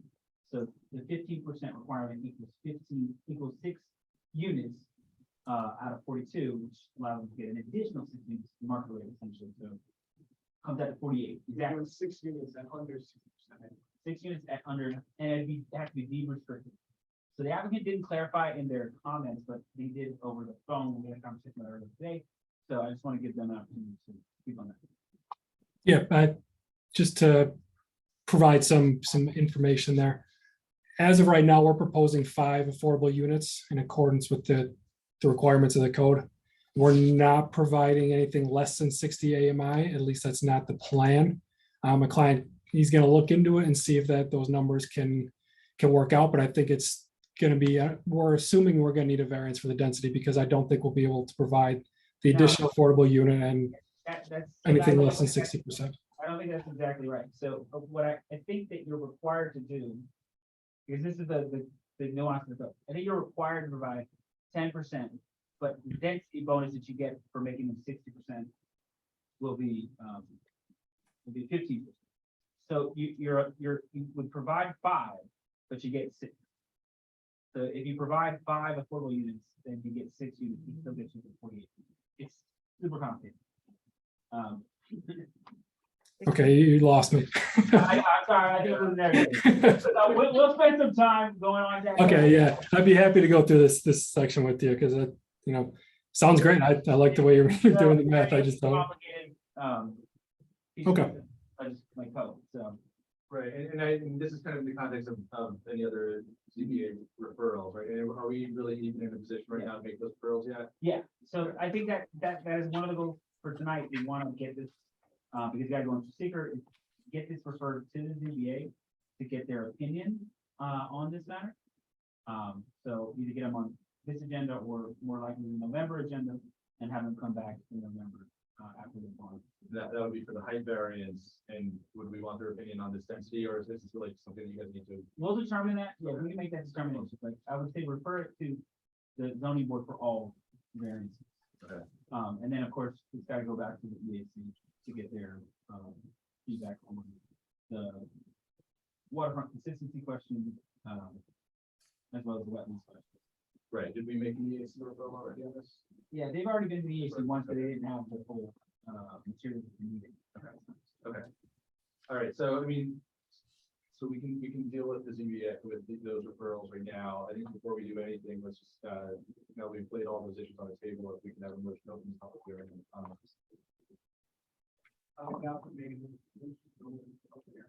Michael Aronson, second.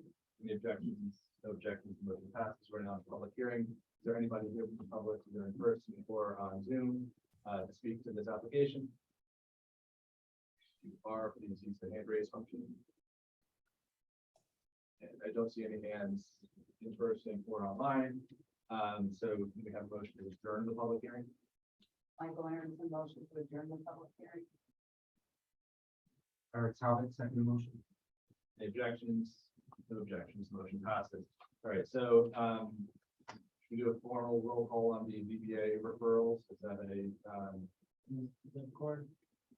or can we do that as a? You can do it the same way. I mean, Okay, they really can go to the ZBA even without you doing it.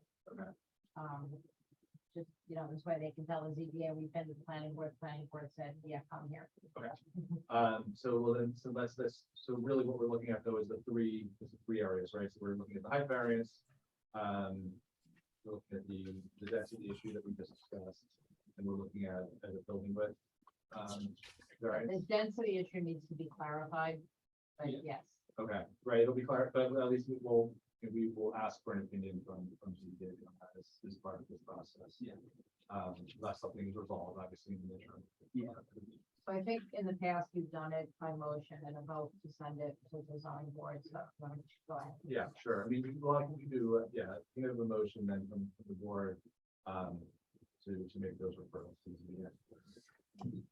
I have a motion to refer to the ZBA for height variance and unit density and building. Bobby Valkyrie, second motion. I guess we do this with the objection. Are there any objections to the board? There are no objections, so that motion passes. This referral stage. Okay, so I think we've covered everything, both in terms of secret, in terms of zoning, and we can move forward. So at this point, we have a motion to adjourn this item. Eric Talbot, any motion to adjourn this item? Any objections? No objections, the motion passes. It has been confirmed. All right, so thank you guys very much. And, Thank you. we'll see you back soon. Good night. Right. All right. All right, so let's keep going then. We're now up to PB 02/2022 and DAR 02/2022 72-74 Broadway. And I get kind of give us the status update. Yep, so the applicant is here tonight. And the applicant was requested to make some changes to the site plan that would show, some changes where they had to get rid of a fence that was blocking off the back area, laying out the parking, make sure they had a parking commercial, details, for the free spaces, commercial parking, as well as for all the parking spaces required for the so there's a couple of different, pieces I wanted to go over, today, so I just want to make sure that I cover those items for the applicant, presents, and let me just get my notes here.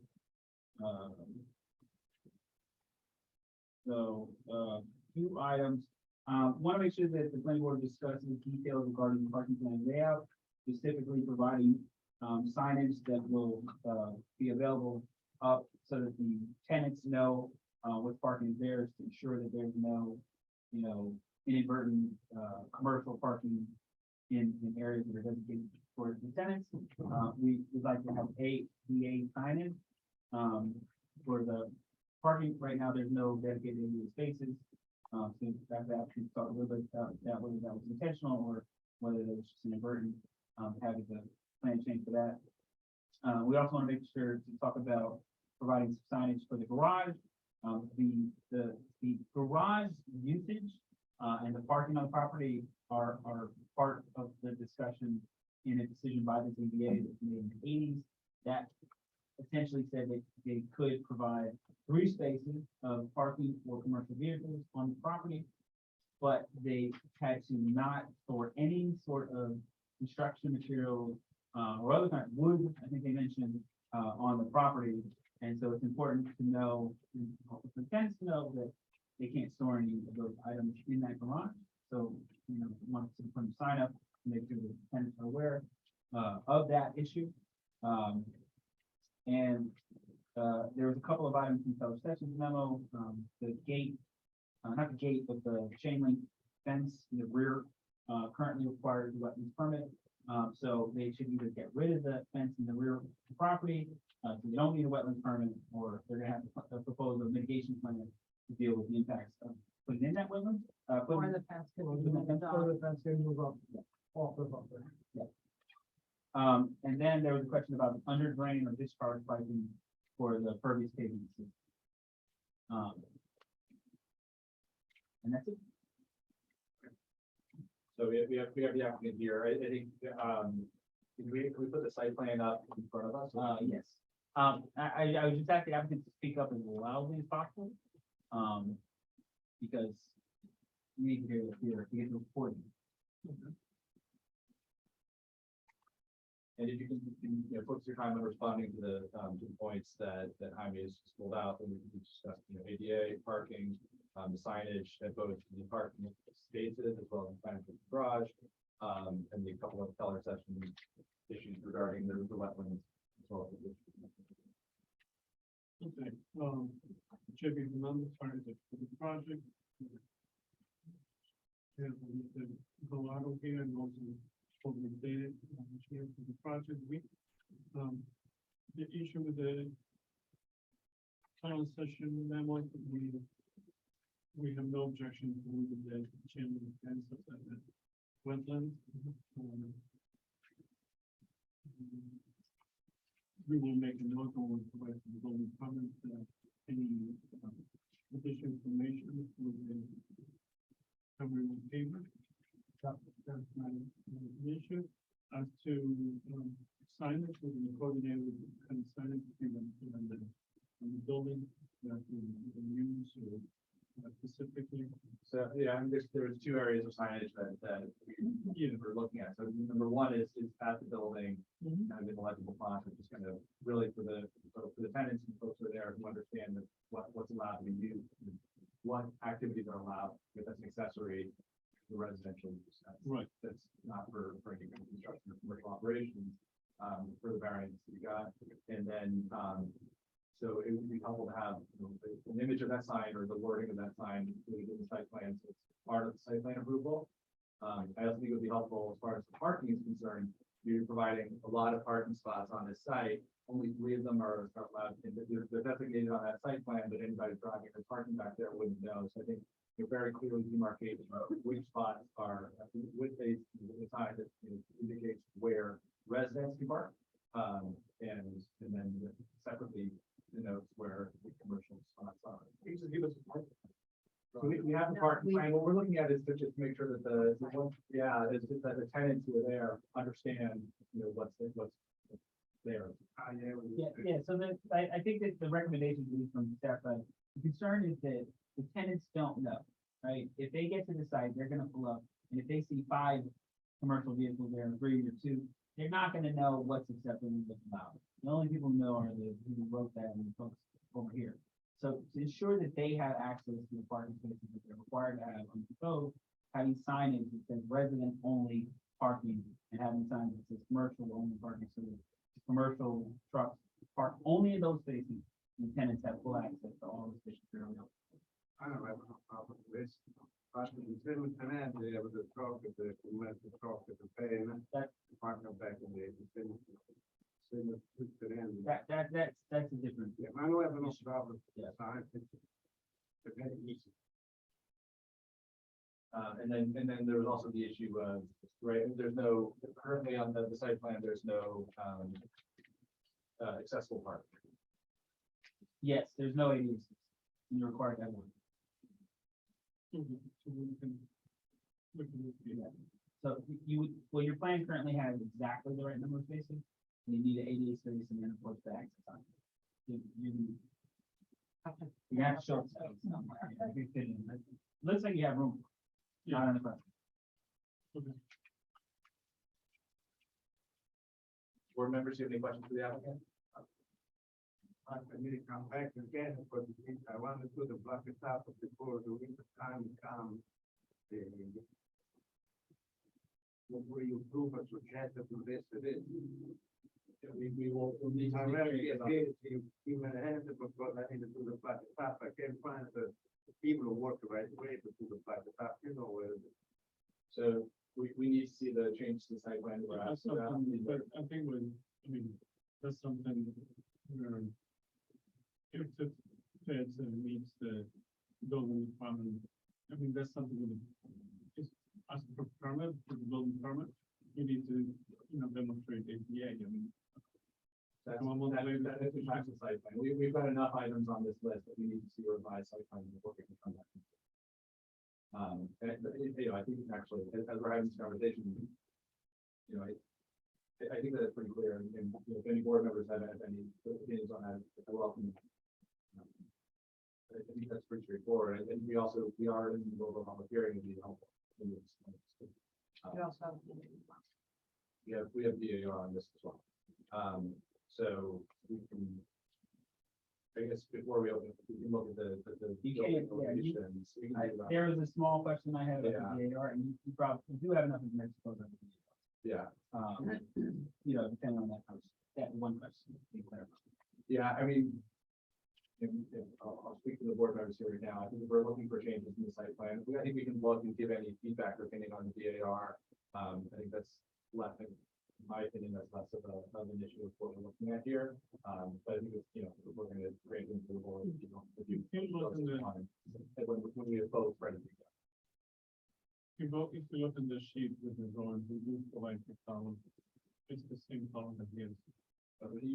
Yeah, so, I'll pull that up. The question I had, and I just want to make sure, it's currently 2 colors. Yeah. That's kind of, Are you gonna paint it? You're not gonna leave, right? You plan to paint it? yeah, it's right there in the. I know, I'm asking you for, is the plan to paint the shed? Or is the shed already painted? Are you gonna paint? it? Okay, all right. Which color out of curiosity, It's the brown, it's the brown color. That's what's proposed. it's the brown, not the gray? It's the brown, yeah, it's not the gray.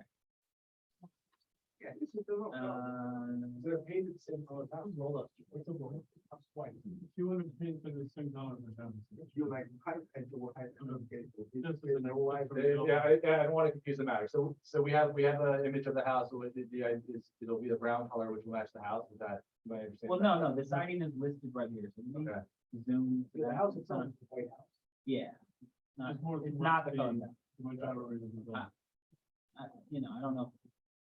The drawing says wood trim color white. Yeah, the trim is white, the plywood siding is gonna be now. Okay. I was like, Okay. Questo mai conforme alle per dunque preparation everything to do the block it up. In the time will come.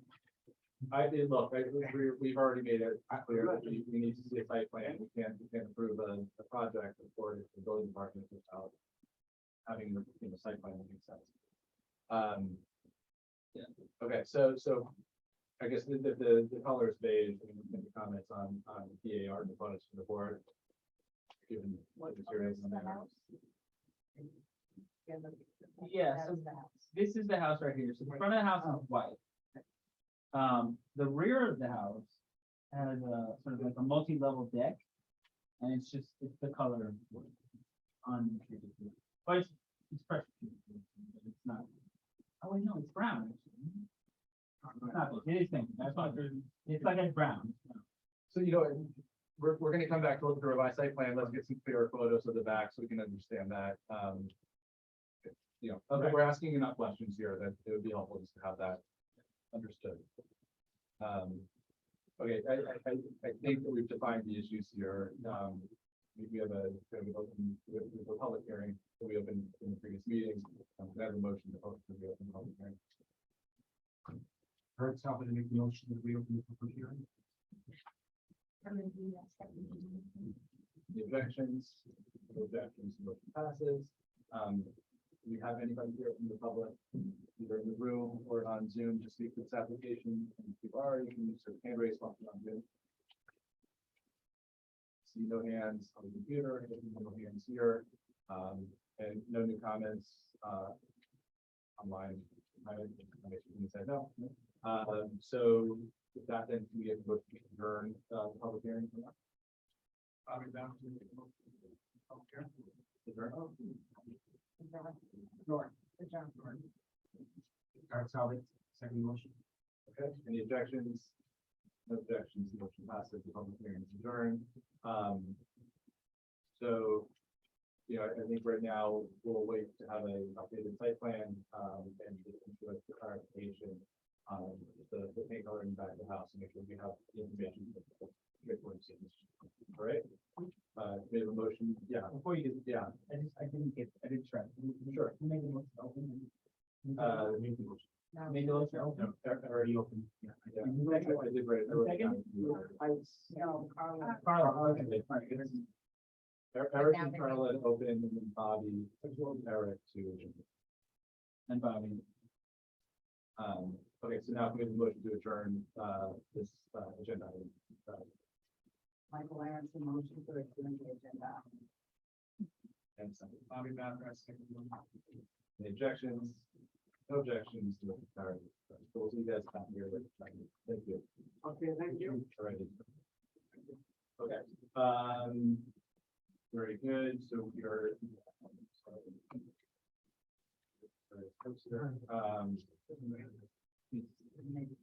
Yeah. Do this, right? So we're now, the first issue of new business on the agenda tonight is planning board 10-2022, 183 Main Street. And I made, if you can give us summary of the project, and we'll bring the applicant in for an overview. Yes, so it's super simple. The applicant is proposing to open up a bakery in a space that's converted into previous tenant. Split the storefront space, and decided to occupy one of the sides, there's a dentist office. They had more space than they needed. They split the space in half. The new space is a vacant space. New tenants come in, there's no existing parking waiver. So in order to open that, they have to receive get a parking waiver essentially. From the planning board, the space is 643 square feet retail, very big. So the requirement is that they provide 1.6 parking spaces, so this is rounded up to 2. In order to grant the waiver, the planning board must consider the following: the parking space requirement shall be waived in the DC. The change is from one permitted or conditional use in the district to another permitted or conditional use in the district. And this is, it is a retail, bakery that's permitted. The proposal does not involve construction of a new building or operations. Does not. The proposal does not result in the loss of existing off-street parking spaces. Does not, and the new use shall continue to have access to any parking spaces to which the existing use is staying location is granted access. And nothing's changed. And it's shall, right? The language is shall, so it's not live express. Yes. It needs to not be corrected. So I have one person here that I think is connected to the applicant. I'm not 100%. Okay. But I would say that whether they're here or not. You can do it. Yeah. So, I mean, you can bring them in and just see real quick. Either way, I think we have the information we need. Could I ask a question or is it for you? Yes, absolutely. So was it when the original proposed use had the entire space, would they grant the parking waiver at that time? No. There's no parking waiver on file. They separated space. No, I. Well, no, but even if they had, if there had been a parking waiver on file, then you could pull from that, they wouldn't be here. Okay. But there's no parking waiver on file, So how So- did they get? But, I mean, I guess, so the building's like 100 years old, Right. you know, more than 100 years old. The previous tenant is still there, but occupying half of the space. So essentially, the dentist owns the whole space, and they were like, I don't need all of it, so I'm gonna create this small little retail store that I can rent out, and I'm only gonna occupy the remaining space. So the dentist has the bulk of the space there on that floor. This small little carved out space was vacant, so it was nothing before except the dentist office. The dentist, if you consider it, the transition from the dentist office approved to now this retail, actually it's going from being a vacant space. It's been that longer than 6 months. But I think the question was, how did the dentist because I not thought have this. park? So the Yeah. dentist, I'm not sure how long the dentist has For been. us before, because I seem to remember They did, probably, with the, for BAR at least, with, a Yeah. former board member was part of it. so I think the dentist had to come before you when they split the space. But I think the dentist has been there a while. Okay. As far as I know, the dentist has been there a while. That was, when we looked at it internally, the building inspector, they said, no parking was on file. So, And staff has reviewed, concurred with calculations, so the Yes. two has been. yes, And so, Linda, is there any requirement for the applicant to be here in order for us to take action on this application? There's no- yeah, so the Christopher Essentia is actually in Bellman. And so hi, Isabel. And I don't know if the applicant's here, Okay. but the applicant, the applicant is, self-employed. Understood. Okay, so I think with the information in front of us, I think, you know, I think we have that, in order to move forward, I can get a motion to open the public hearing on this, matter. Making a motion. Michael Aaron's. Any objections? No objections, we're now in a public hearing. Is there anybody here from the public? On Zoom, to speak to this application? There is, you can raise your hand using the Zoom function. And I do not see any hands. Did we get any public comment on this timing? Nope, public comment, so we have nobody here from the public to speak to this application. We have a motion to close the public hearing. Every time I make a motion to close the public hearing, Not Aaron, second question.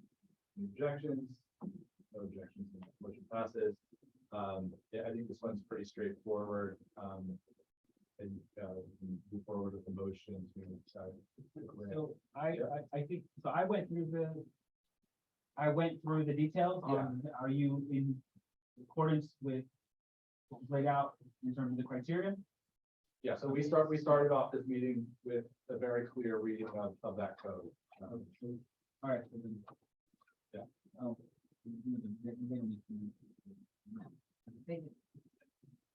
Okay, so can we have a motion to approve the parking?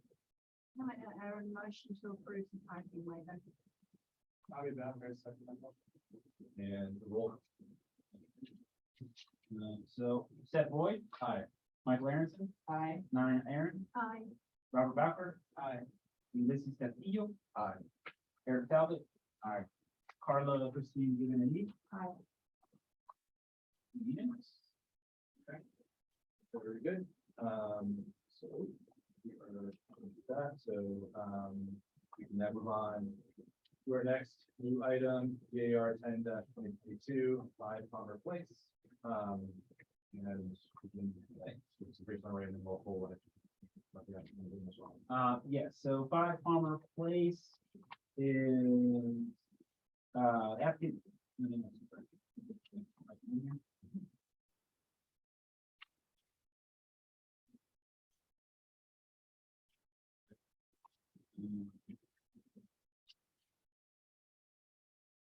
So the applicant's proposing seeking a VAR approval for converting the closed front porch into an open front porch. It's pretty simple. I'm gonna pull up the details here. I don't know who the representative of the applicant is here, though. We can- Okay, Max.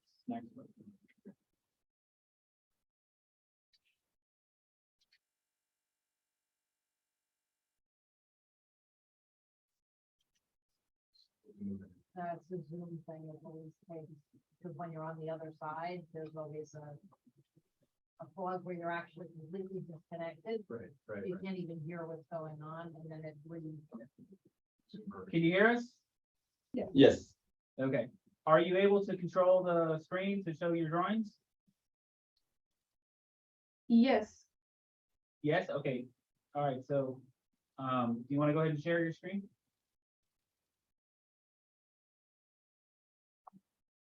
Great. If you guys just wanted to give us a, just a brief overview of the changes that you're proposing. The proposal is, to do the porch, was a closing porch to leave, open porch. And that's all. Okay, do we have any photos of what's there right now? Yeah.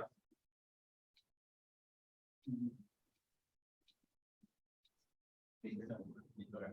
And prior to the open porch that you're showing here, which looks like it's a kind of a partially constructed condition, this was, can you just describe briefly how this was enclosed? It was to the left. No, that's That's next door. Yeah, that's mid-Jason It was like exactly like the next door. Yeah. Okay. Just like that. Gotcha. So that's, It's not fully done, but yeah, it's partially done. You can see here that the bottom is, they're gonna add some additional features under the bottom. I always get the term, lattice. Yes, like a lattice doorway to cover the storage, and then they have already, put up the siding, so. okay, and then, I'm sorry, now if we just go back to the elevation, so we can kind of focus on that and kind of just talk, you can just talk us briefly through materials that you're proposing to use. For the deck or for the siding? We're talking. Yeah, everything that you're changing, so that would be for the deck, the porch, if you're changing the roofing. No, we're not changing anything, no roof, no nothing, just the porch.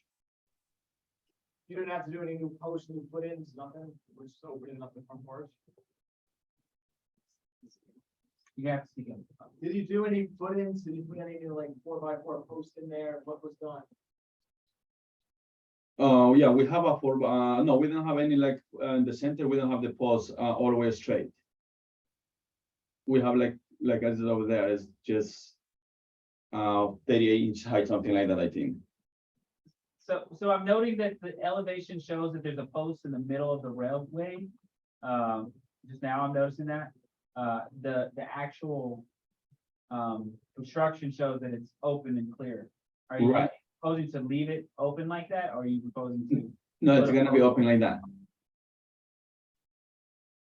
So plan.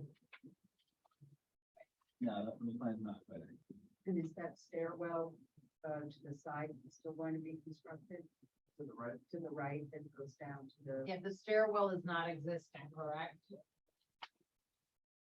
Stair to the side.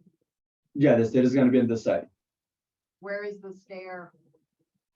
has it been constructed yet, or is it yet to be constructed? It's already, it's constructed already. It is constructed already. Yes. Was that stair originally there? Or that's something that you just added in? For our adding as part Or of. where was application? the stair? Yeah, Where was the stairs? originally. Yeah. On the front, right there. Like, no, it's in the corner, like, right side, right there. And so all of these finishes that you're showing is white are just are wood finishes that are painted white, Right. including the lattice. Is that a wood lattice or a? Which is vinyl. Yeah, Yes. vinyl. Which is it? It's wood. Is the lattice proposed to be a wood lattice or a vinyl lattice? It's all Everything is wood. wood. Right, so all the frames around the gates, all that entire lower portion is, everything's wood. Not, yes. Okay. Right, so the front door? Yeah, that was moved. Was the front door moved from the center of the property to the side there? No, was there existing the front door? We don't touch the front door. There, okay. And I just want to be clear, so the changes that we're looking at are that siding is existing and was existing. It looks like if that was enclosed, what was the finish on the inside of the enclosed porch before that siding was? Was the siding? It was the same siding? Yeah, same siding. Was you know the I think the was same siding. So In the windows? the same thing. Always the same.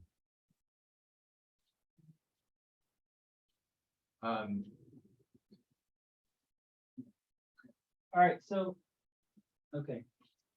Um, So we have some pictures here actually on Zillow that show that it's changed recently. So the siding, the blue siding they're proposing, or that they have up now is already there. I'm not sure that changing the siding requires you to go get a BAR. So they changed the siding prior, obviously, to coming here. They also took an enclosed portion, opened it up before coming. So I think they were kicked back here because of the building problem. But the question around whether or not they had siding, the siding used to be like a cream colored old sort of wide board. Looks like either wood or maybe asbestos type siding. And it's been replaced with vinyl. But I'm not sure that And replacing fair siding, down the front. yeah. I'm not sure that siding, is it down the front on the other side? Front on the right side, as opposed to the left side, yeah. You need a permit to change siding on the story. Exactly. So I think they were okay to do that. They were okay to change that siding. Yeah. They didn't have to come in. So and that's helpful. So I just want to be clear. So the item that's before us is the design of this porch, which was formerly enclosed and is now being open. Simply, it's open. Yeah. It is open, yeah. Yes. And remain relocating the open. stairs from coming down the Yeah. front to the side, Or formerly. formerly. Okay. It's helpful, and that helps us scaffold the conversation. And other questions pertaining to the porch and design, I think we've already pointed out that the post in the center of the drawing is kind of incorrectly shown. Are we painting the railings? Balusters? They just stated, and they've shown here, that all of that is gonna be painted white. It's not gonna remain the color that it's now. All the wood will be painted white. All of it will be painted. And I think we only have. Including the balusters. And we only have the one front view, but can you just tell us what's happening on the two returns? Are those gonna be open, or will those also be latticed underneath the stair and kind of on the left side of this elevation? The upstairs also back to there is only closed all the way around. In the bottom, the bottom one. Yeah. Yeah, it's Yeah. gonna be closed. Like same as in the other side. It's gonna be like exactly like that. Yeah, so it's supposed to be closed on On both all sides. four sides, Lattice three all sides. So I heard that the lattice will return. Mhm. Okay. Okay, and did we actually talk about the site of this, just the siting of this, it might be helpful just for the board to see, if there was a question about the siding, yeah. no, the site, we talked about the siding, but we already determined that the siding is not part of what we're reviewing as part of this application, we're reviewing this porch. I just meant this, just the site locating where it is and Okay. its visibility and Yes. where it's seen, So neighboring impact. it's, so I think that the staff report actually kind of shows it really well. Yeah. There are three houses essentially in the middle of that whole Walgreens T-Town complex. Yeah. And then there's a couple of, multifamily properties that face onto the, Croton Avenue. It's just an anomaly, the physical location. Didn't even know those three homes existed. Very odd spot. Yes, a very high. That's where the Walgreens parking lot connects around to the town parking lot. And, yeah, so it's definitely a little. Okay, all right.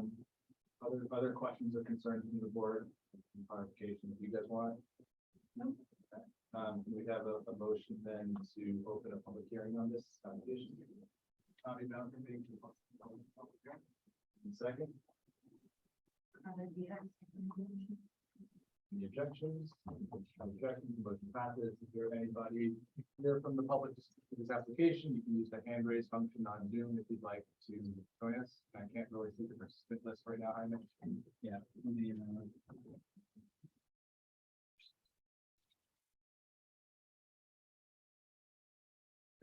Don't see any hands, we'll be getting feedback from, no. Otherwise, no. Okay.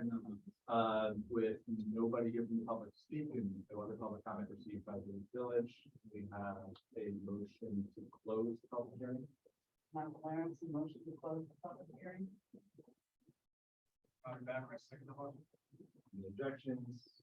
No objections, motion passes. All right, so I think that we've gotten clarity on the material, clarity on the scope.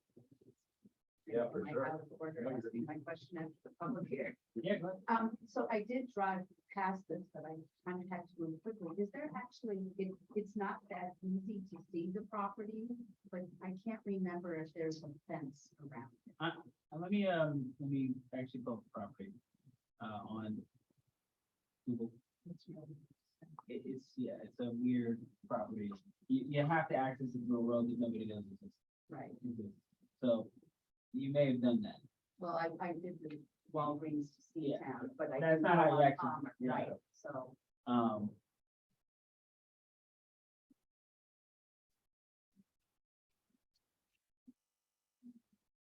Is that road shown on Google Maps? Nope. I mean, it's hard, you can't even see, right? So I can show you not from Google Maps, but from the satellite view here. In order to get here, you gotta come up, there's like a little, Maybe there's a store. yeah, or maybe it's back here, I'm not used. So this is the road, this is kind of the front. This is the back, I think. Yeah, so it's this property right here. And the trees actually provide a lot of screening for the property. Yeah, because on street view, you can't see the house because the trees. You can see behind me. Yeah. All right. Okay, thank you. Jamie says I'm not screen sharing, so. All right. Share that momentarily. Are there any other points of clarification from the board before we move forward this? And I guess as a condition, it would be that the post that's shown in the middle of the elevation would be eliminated. To match the as-built. Right, so it's all wood, will be painted white, there'll be lattice also on the sides. Yep. And no post. Correct. Any other conditions for the board? Okay. Can we have a motion? This actually. You can see the neighbor's property, and then the 5 is right here. Got it. There is a fence as well. Yeah, I don't know if that fence belongs to that. It might be a Walgreens. Not 100% on that. Okay, all right, so can we have a motion then, based on what we just discussed with conditions that we described, to approve the VAR application? Tommy Bowden, making a motion to approve with conditions that all will be painted white, lots will be installed, and of course, we're going to move the site plan. Michael Aronson, second. So we'll do a roll call. Okay.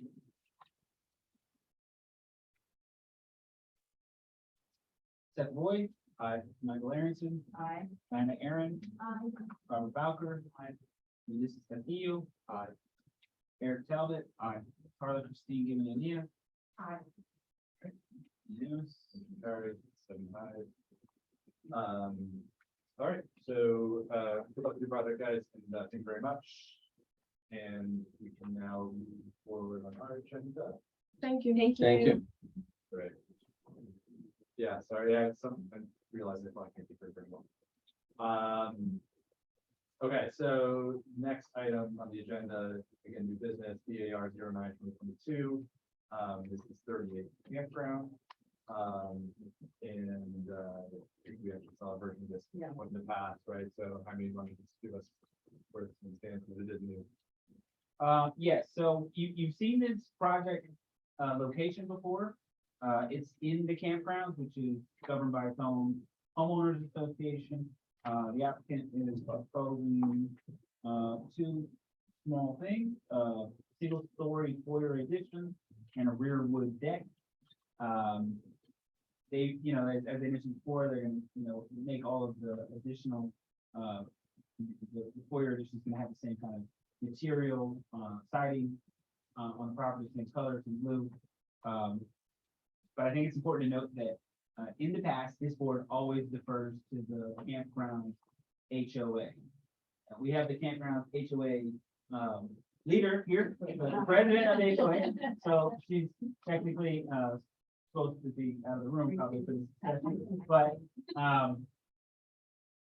it was approved by the HOA. We have a letter from them approving it, and so in the past, you have always deferred. In this, on this particular property, you approved a side addition in the spring. And at the time, what was discussed was that the, siding was gonna be redone so that the entire house would have the same siding.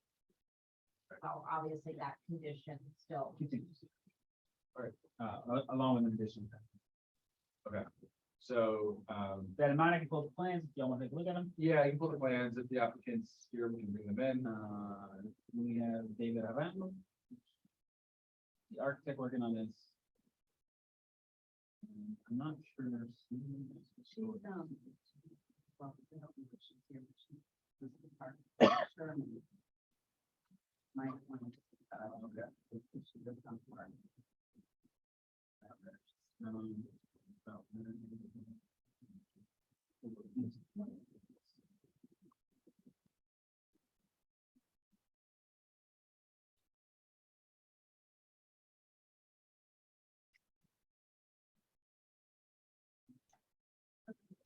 All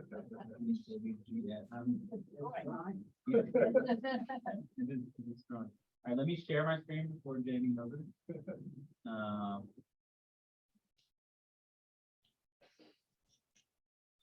Okay, so this is the current property. This is the design of it. That's that little siding they have. And they are, you know, proposing to continue that.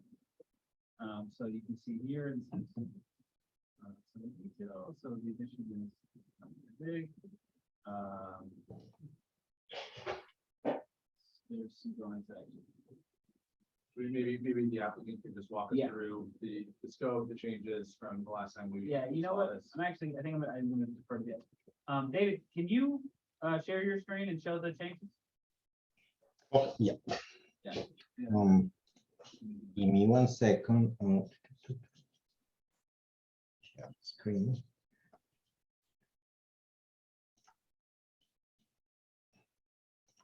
You see my screen now? Yes. Okay.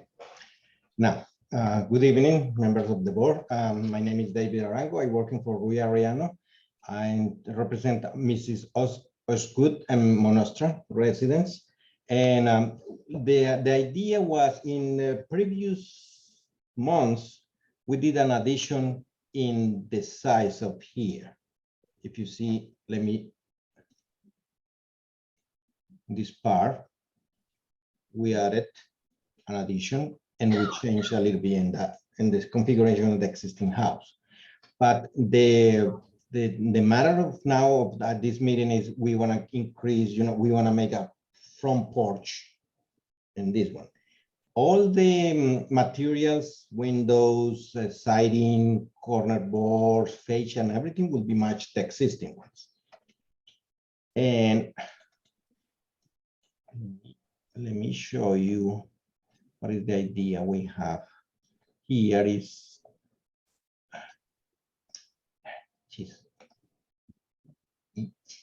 here. That is the addition we create in the side and the right size of the house. And the idea for this meeting is make this in covered porch and bump it up for the proposed foyer. Basically, the idea is make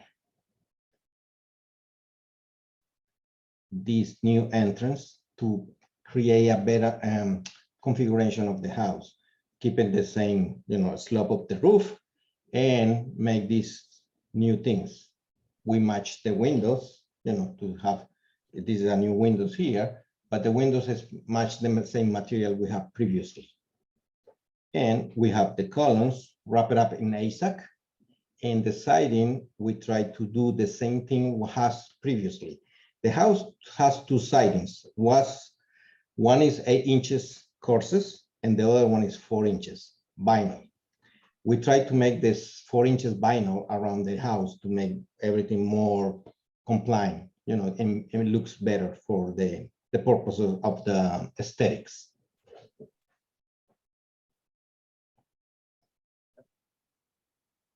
And is there a deck being added as well? Excuse me, I can't hear you well. What'd you say? I'm sorry, is there a deck being added as well? The decking, you mean? Yeah, there's a deck being added as well. That's part of your submission. Yes. The decking, if you see here, hold it here. This is the new Not in the- covered porch, and it's a decking. Yeah. Yeah, it looks like in the corner. kind of- Lower right-hand corner, there's a deck. Yeah, It I see what says the new deck. This is the front, this is the right. If you see the house standard in the front, this is the left. Let me show you in the Off of photo. that existing, right next to the bathroom. Off Oh. the- Yeah, off the old addition, In the kind back. of on the right side of the drawing, on the right side of the screen. David. Yeah. there you You're go. talking about this deck. Yeah, this is new. Yep, that is new. Okay, and then this is new. Yep, but that Your deck, your application states that you have new stuff for a foyer, which is this here, the foyer, that's new, that's what they're considering, and the deck. All yeah, right, but the deck we have in the back was in the previous submission. All the area we have here was previously approved from the board. This one here is the things we have in this business now. But this one was previously approved. Do we have? so then, help me understand. Okay. So then this is the deck, and this is the foyer addition. Yep. Okay. Yep. What was listed as a deck on the referral letter, which is why it was translated into the staff report, the covered porch. Not a deck. It is a deck. There is a deck in the back. It is, It's a new deck in the, but there's the previously approved deck. that was not previous. I was gonna say, I It's don't know, not part of the previous. right, there was Okay. just the side addition, I don't Yeah. think there was. a Sorry. deck on it. I don't No, remember. I think I'm when right. you reviewed it, I don't think the deck was part of what you reviewed. I also see the dimension string in this drawing as if to say that that's, I mean, it looks in the drawing. That's It does, yeah. So I mean, we could just have a couple of quick, just materially, was that fine with that material is? Was, let me, I'm gonna share my screen, David. So I'm gonna Okay. Sorry, but the sounds is, I don't know why, it's very low. Yeah, we have to yell. Okay, sorry. It's, your fault. not your We're fault, not good at that. not your fault. Okay, We're just sitting in Uh, a little huddle in front of our computer. so this is the foyer addition that he's talking about. That's new. And then here's the deck. Yeah. That's new. Okay. Again, I'm not sure what that discussion is here, but in the plan, it says here, new open deck. Yeah. Yeah, and then the materials are.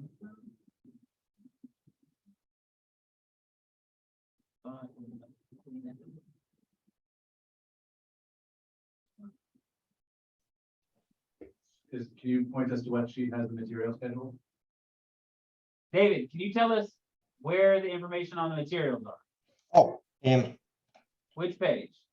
let me see, because I want to go see my drawings. I think we submit a cut sheet before with samples of the material, with the photos of the siding, the board. The deck materials. Yep, and also the deck and the clapboard for the columns. I think we did that one in the previous submission because this one was in that time we were trying to do that one, and everything was the same thing. You know, the white boards with gray, and there is a gray Details here are, siding. these are the details, the proposed rear wood deck with finishes that will match the existing. So we don't have anything beyond that they will be identical to what is already.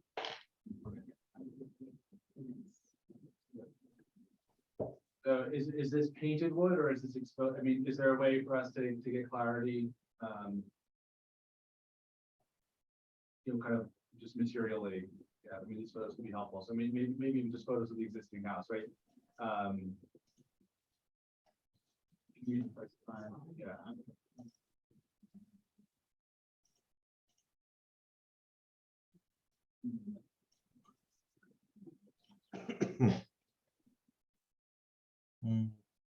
Let me see if I find it. I think we sent it, but I think I have it here.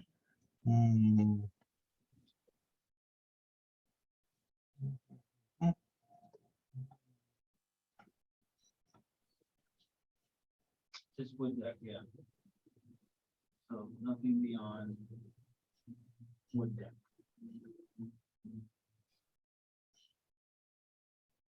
So this is the window schedule there. We need to finish. Yeah. Do we have the finish on the front porch as well? I mean, is there any finish schedule at all where we can refer back to if they're going to be the same materials?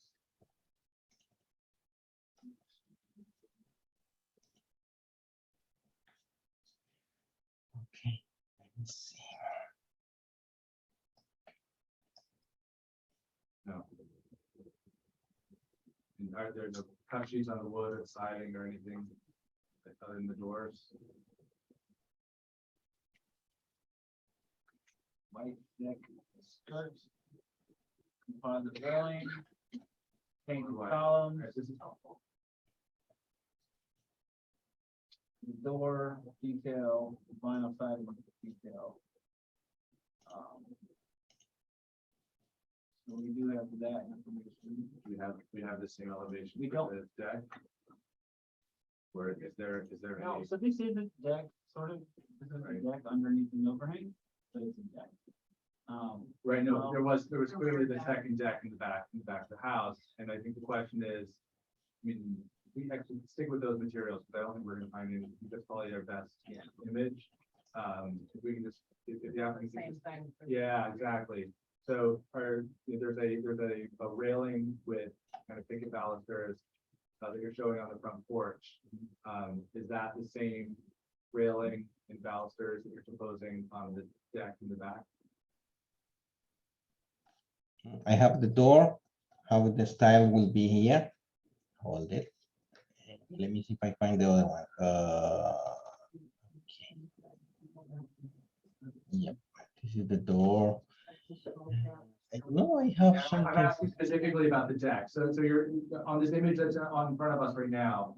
Is that being shared? Is that? Oh, okay. Wait. And he's sharing some. Okay. Yeah, sorry. You can show us the elevation. We're looking at something different. I apologize on our screen. Okay. Yeah, that's the elevation. Elevation 2. If we can zoom in on that.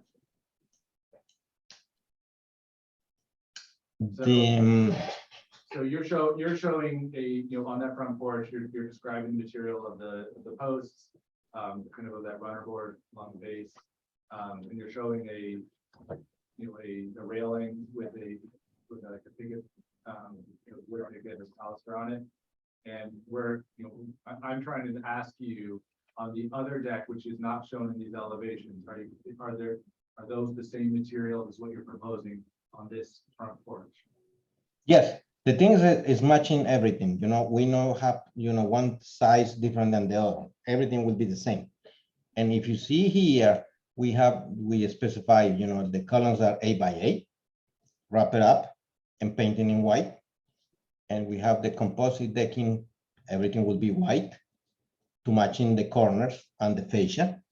And the door, if you see, we specify in this thing, we submit previously to the board. That is the door. And also the color of the door is folded. I think we submit also that one to you guys, is here. I don't know if you see my thing. Yeah, we can see it. Okay. I have the color. That was P. I think, yeah, no, and I understand that, and I think, you know, so I think I just want to kind of get clarity from the board or kind of consensus from the board or for your thoughts. Yeah, it's the front porch is described on that elevation that we were just showing. The rear deck is not. You know, kind of, is there additional information that we need to see or you know, I want to kind of get your thoughts. Let's want to be together on how it is. If it's been approved already by an ordinance, then I'm fine with that. He's saying that it's going to be the same materials provided. So I don't feel anything for anything else. I agree. I'm also. I agree, the other approval, it's precedence. I think that's reasonable. I think both those comments put together, that we have confirmation that the materials that are shown clearly on the street side and that, you know.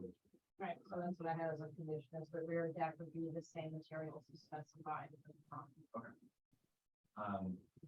Good, I think that's reasonable. I think at this point, maybe we can open this up to a public hearing, if we can have a motion for that.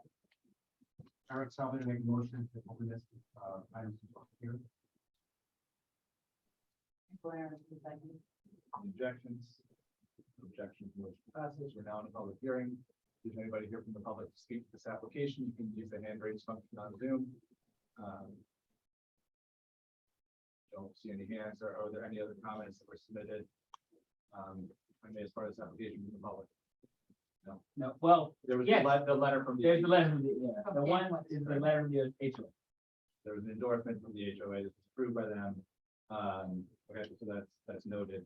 And then, without any other comment from the public, we motion to close the public hearing. Eric Salvin, I make the motion to close the public hearing. Second. Any objections? Objections, motion passes.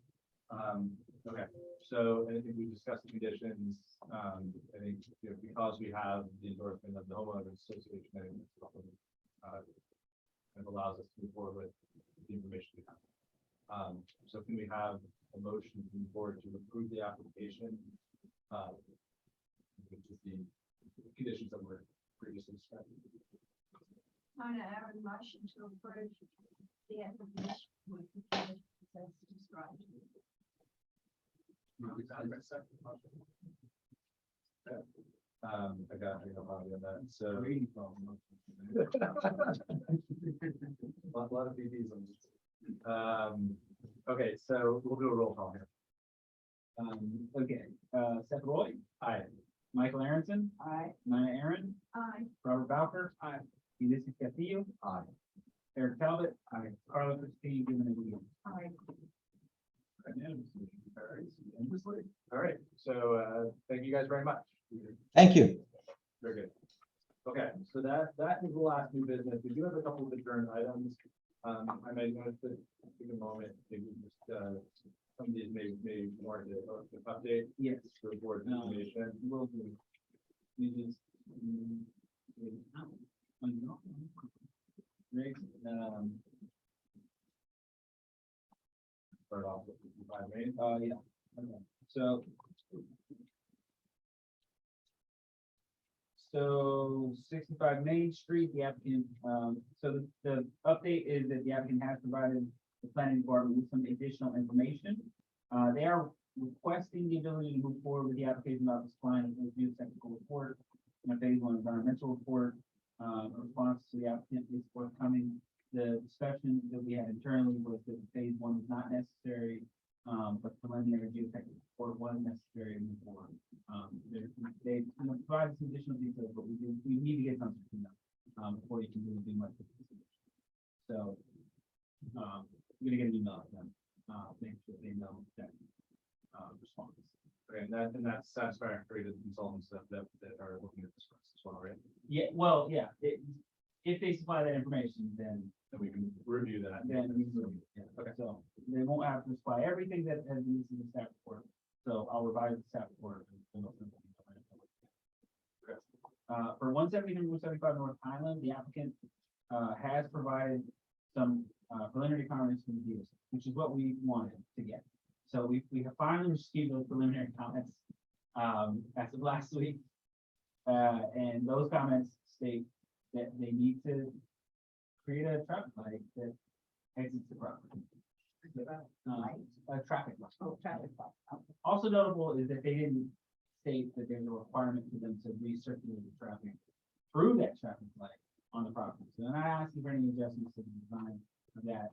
So with that in mind, the comments that have been sent to the applicant are that they need to either sort of have the arborist come out and verify that the tree survey is accurate and complete, so that the landscape plan they proposed is also accurate and complete and needs to be updated to change some of the tree types. If the arborist is concerned that there were too many of certain trees, to be subject to die off, so that. Do they also need anything from the county for the bus stop that's there? They will need county approval to move bus stop. I don't know if it's any move it, but it's kind of making from there. I think they have to move or the curb cuts. It's located where proposed to- they'll have to get that. They'll have to have that. So I think that they really don't have a lot left now. So now that most of those questions seem to be answered, I'm hopeful that the applicant will have enough back to us so that next month. You may. That's fingers crossed, you know. So finally, this is some progress in getting that off the agenda. 63 South Island, we haven't gotten the request for easement from the applicant, so I haven't heard from them. I did reach out to them, but they didn't provide. They didn't call me back. And then, so, and then 80 Main Street, was able to finally provide the design calculations to the consultant engineer, the structural engineer was looking at the design of the new wall. So that was issued last week. So we're hoping that we'll be responsible for the structural engineer in the next few weeks. And then depending on those, it is. Awesome. There's nothing else we need to touch on, we're good. So if we could just get a reminder about the new protocol for remote versus, the hybrid meeting. Or at some point for the next meeting, would be helpful. And I guess we just have a vote to adjourn. Making a motion to adjourn our meeting. Any objections? Motion carried. I'm pretty sure Bobby was over there, like, he's better. I don't want to be in the game show with Bobby.